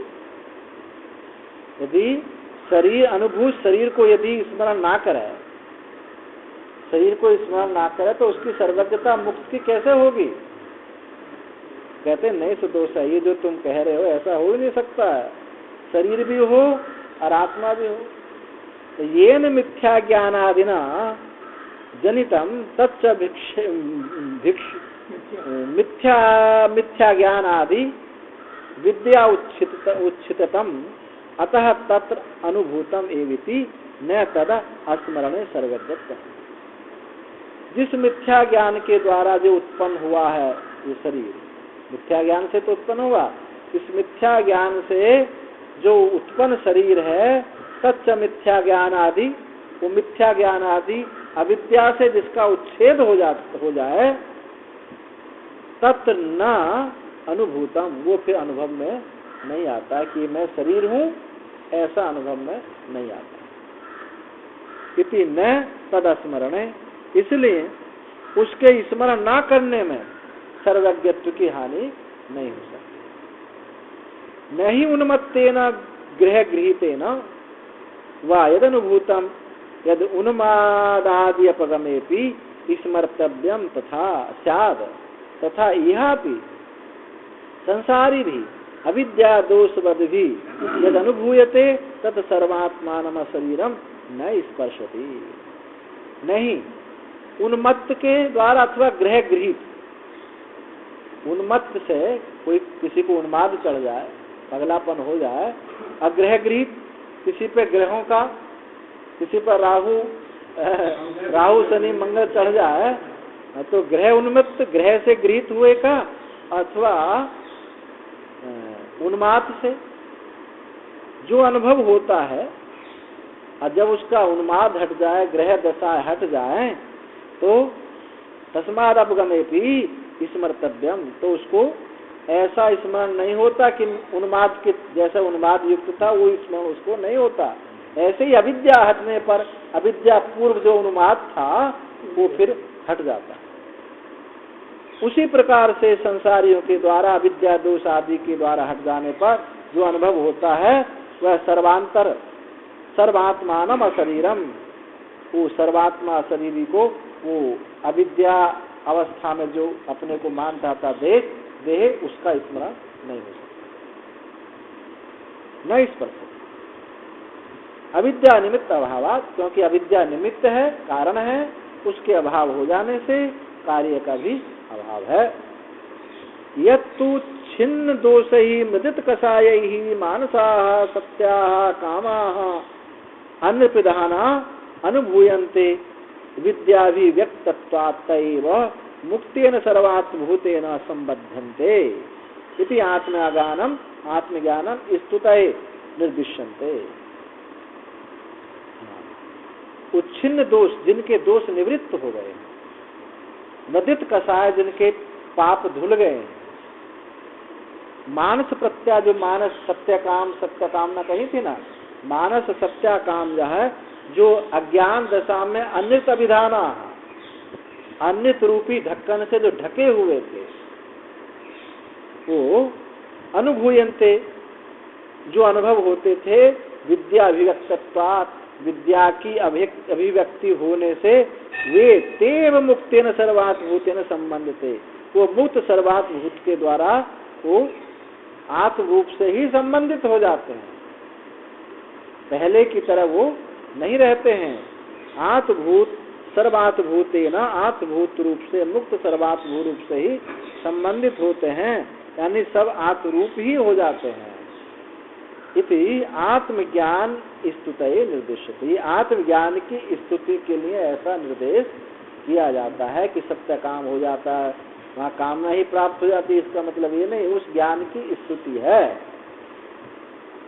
वो चाहे उस निष्ठा में बैठा हुआ हो, चाहे सुखदेव हो, चाहे वशिष्ठ हो, चाहे विश्वामित्र हो, चाहे जनक हो, जनक भोगी, ग्रह त्यागी सुखदेव आदि सब में वो श्लोक है, कहाँ ध्यान नहीं आ रहा है, वो कोई भी उनके ज्ञान में न्यूनता नहीं होती है। साधु एतद विनष्टि ये साधु एतद विनिष्टि या एतद ब्रह्मलोका इति, ये जो विशेषण है ठीक ही कहा गया है, ये एते ब्रह्मलोका, ये ब्रह्मलोक है। यत्र क्वचन भवन्तोपि, जहाँ क्वचन भवन्तोपि ब्रह्मणि ये भी ते लोके भवन्ति, वो कहीं भी विचरण कर, क्वचन भवन्तो कहीं भी होते हुए भी वो ब्रह्म में ही, वो ब्रह्म ही उनका लोक है। चाहे वो इंद्र रूप से भ्रमण करें, चाहे यहाँ चाहे नंदीश्वर होकर के भ्रमण करें, चाहे गरुण होकर के भ्रमण करें, चाहे जनक होकर के भ्रमण करें, वो उस ब्रह्म लोक में ही है। ब्रह्मणि लोका, ब्रह्म एव लोका, ब्रह्म ही वो लोक है। भवन्ति इति सर्वात्मत्वाद ब्रह्मणा उच्यते, क्योंकि ब्रह्म क्या है? सर्वात्मा है। ननु शंका की, कथम एकः सन अन्यत पश्यति नान्यत शृणोति नान्यत विजानाति सभूमा कामाश्च ब्रह्म लोकान पश्यन् रमते इति च विरुद्धम। शंका कर रहे हैं, जैसे एक ही आत्मा होता हुआ, एक एव सन न अन्यत पश्यति, अन्य को नहीं देखता है, अन्य को नहीं सुनता है, अन्य को नहीं जानता, वह भूमा है। और ब्रह्म लोकान जो कामना है उनको देखता हुआ, उनको रमण करता हुआ, ये कैसे संभव हो सकता है? एक ही, हाँ, ये तो एक ही कैसे हो सकता है कि रमण भी करता है और वो कहीं रमण भी नहीं करता है? नान्यत पश्यति, ना नहीं सुनता है, नहीं देखता, परंतु फिर ये कहा कि सब देखता है, सुनता है, स्त्रियों के साथ रमण आदि करता है। ये कैसे हो सकता है? एक ही दोनों जगह कैसे, डबल रोल कैसे होगा? यथैको यस्मिन् एव क्षणे पश्यति, जैसे कि जैसे एक ही एक क्षण में देखता है, तस्मिन् एव क्षणे न पश्यति, उसी क्षण में नहीं देखता। ये कैसे संभव हो सकता है? कहते नैष दोष है, ऐसा ये दोष नहीं है। श्रुति अंतरे परिहतत्वा, दूसरी श्रुति से इसका परिहार हो गया। दृष्टु दृष्टे अभिप्रिलोपो, दृष्टु दृष्टे अभिपरिलोपात पश्यन्ने पश्यति, पश्यन्ने भवति। दृष्टा की दृष्टि का विपरिलोप ना होने से देखते हुए ही वो देखता है, उसकी दृष्टि थोड़ी चली जाती है, वृत्ति मर जाती है, दृष्टि नहीं मरती। वृत्ति कभी रहती है, कभी नहीं रहती है, वृत्ति हमेशा रहती, क्योंकि दृष्टि हमेशा रहती है। दृष्टि तो दृष्टा का स्वरूप है। जब दृष्टि मर जाएगी तो फिर वो कहाँ रहा? चेतन समाप्त है। दृष्टु अन्यत्वेन कामानाम अभावान न पश्यति चेति, दृष्टा अन्य रूप से कामनाओं का अभाव होने से नहीं देखता है और आत्म रूप से वो देखता है। इति चेति यद्यपि सुसुप्ते तदुक्तम मुक्तस्यापि सर्वात्मकत्वात् समानो द्वितीया भाव। यद्यपि सुसुप्ति में तदुक्तम ऐसा कहा गया, क्या कहा गया? द्वैत का अभाव कहा गया सुसुप्ति में। यद्यपि सुसुप्ति में द्वैत अभाव कहा गया, और मुक्त का भी सर्वात्मिकत्वात्, और मुक्त का भी सब आत्मा एक होने से समान ही द्वितीय अभाव है। सुसुप्ति में भी द्वैत नहीं है और मुक्त का भी द्वैत नहीं है। बस भेद इतना है कि वो अज्ञान दशा में एकता है, ये ज्ञानता में एकता है। केन कम पश्येत इति च उक्तम, और ऐसा भी कहा केन कम पश्येत, किसके द्वारा किसको देखे?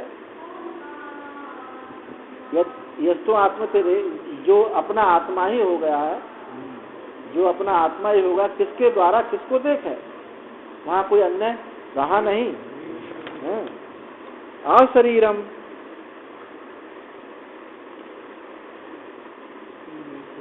अशरीर स्वरूपो अपहत पापमादि लक्षण सन कथम पुरुषो अक्षिणी दृश्यते इत्यतः।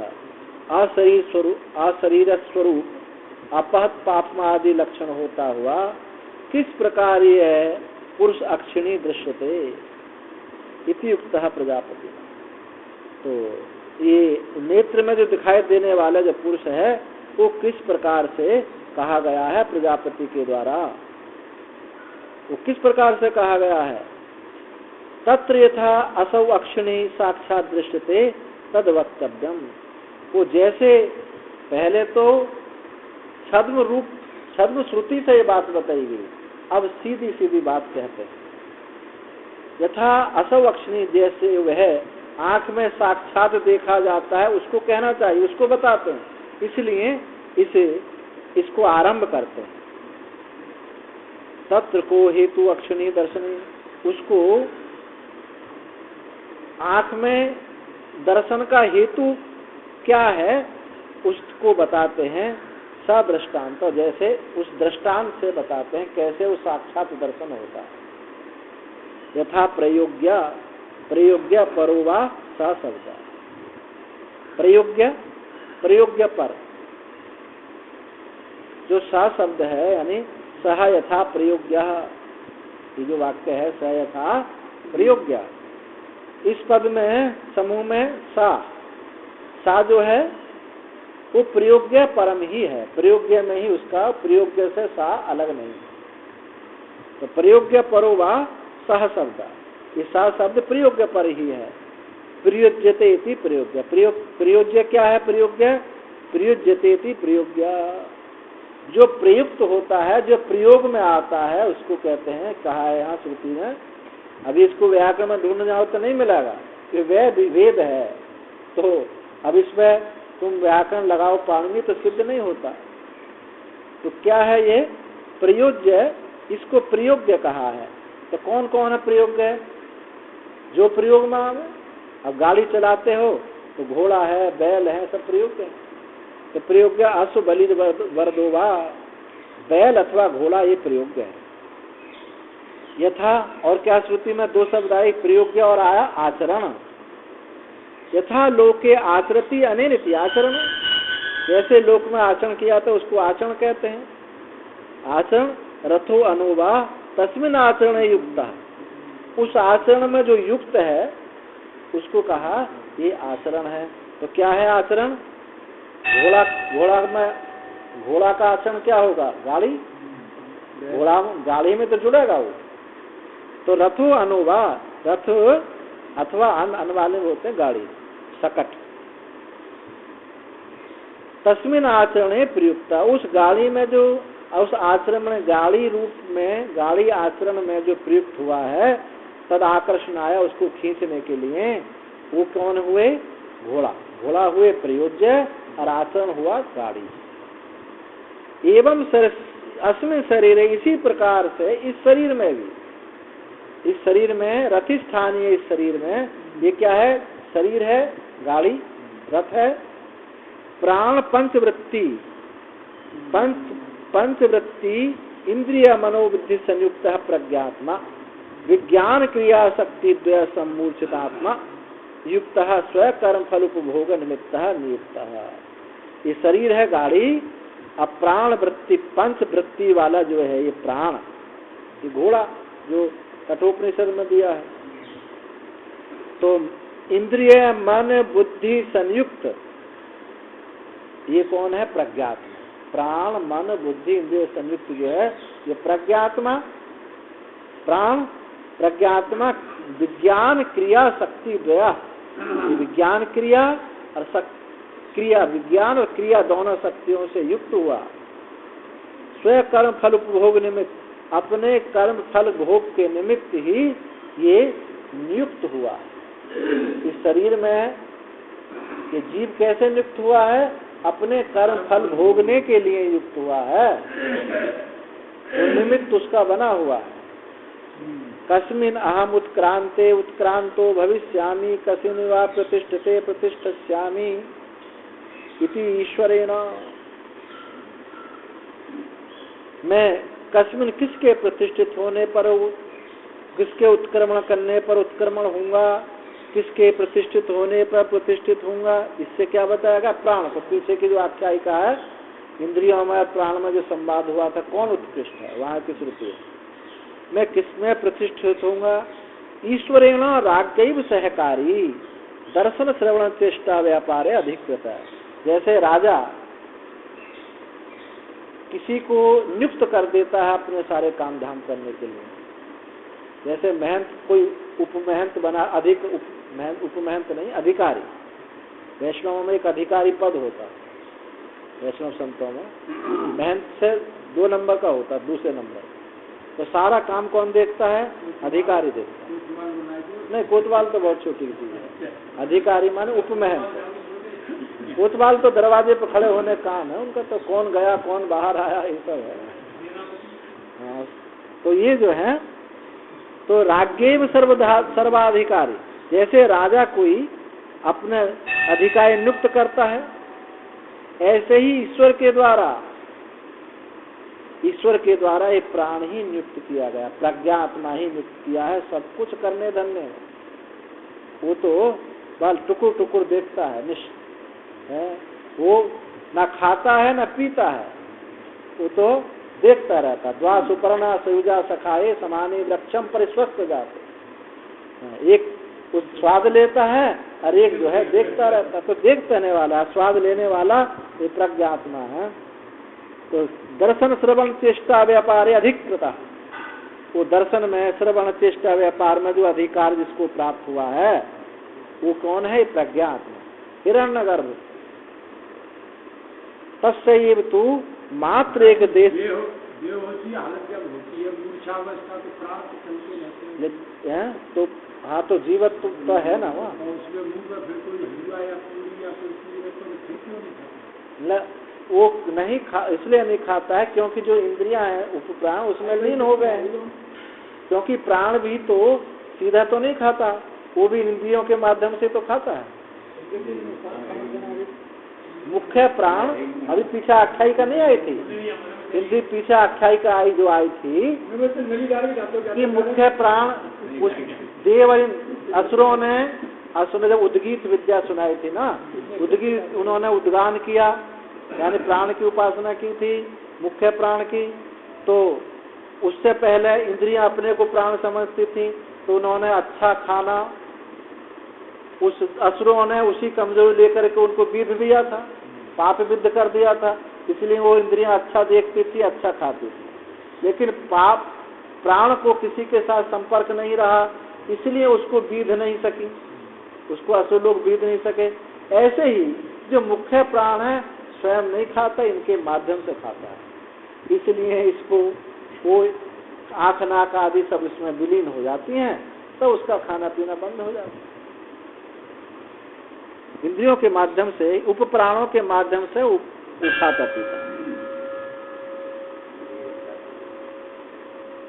तस्यैव तु मात्र एक देश चक्षु इंद्रिय रूप उपलब्धि द्वार भूतम।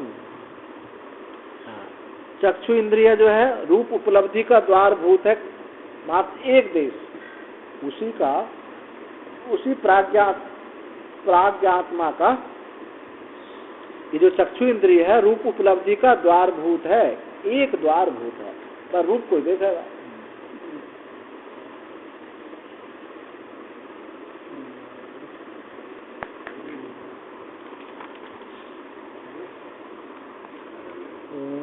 चलो रहने दो। तो पूर्णमदः आगे इसी से संबंधित है, इसी प्रकार का प्रसंग चलता रहेगा अभी कि चक्षु जो है रूप के माध्यम से देखता है, कान के माध्यम से सुनता है, इस प्रकार से बताया। ओम पूर्णमदः पूर्णमिदं पूर्णात् पूर्णमुदच्यते पूर्णस्य पूर्णमादाय पूर्णमेवावशिष्यते। ओम शांति शांति।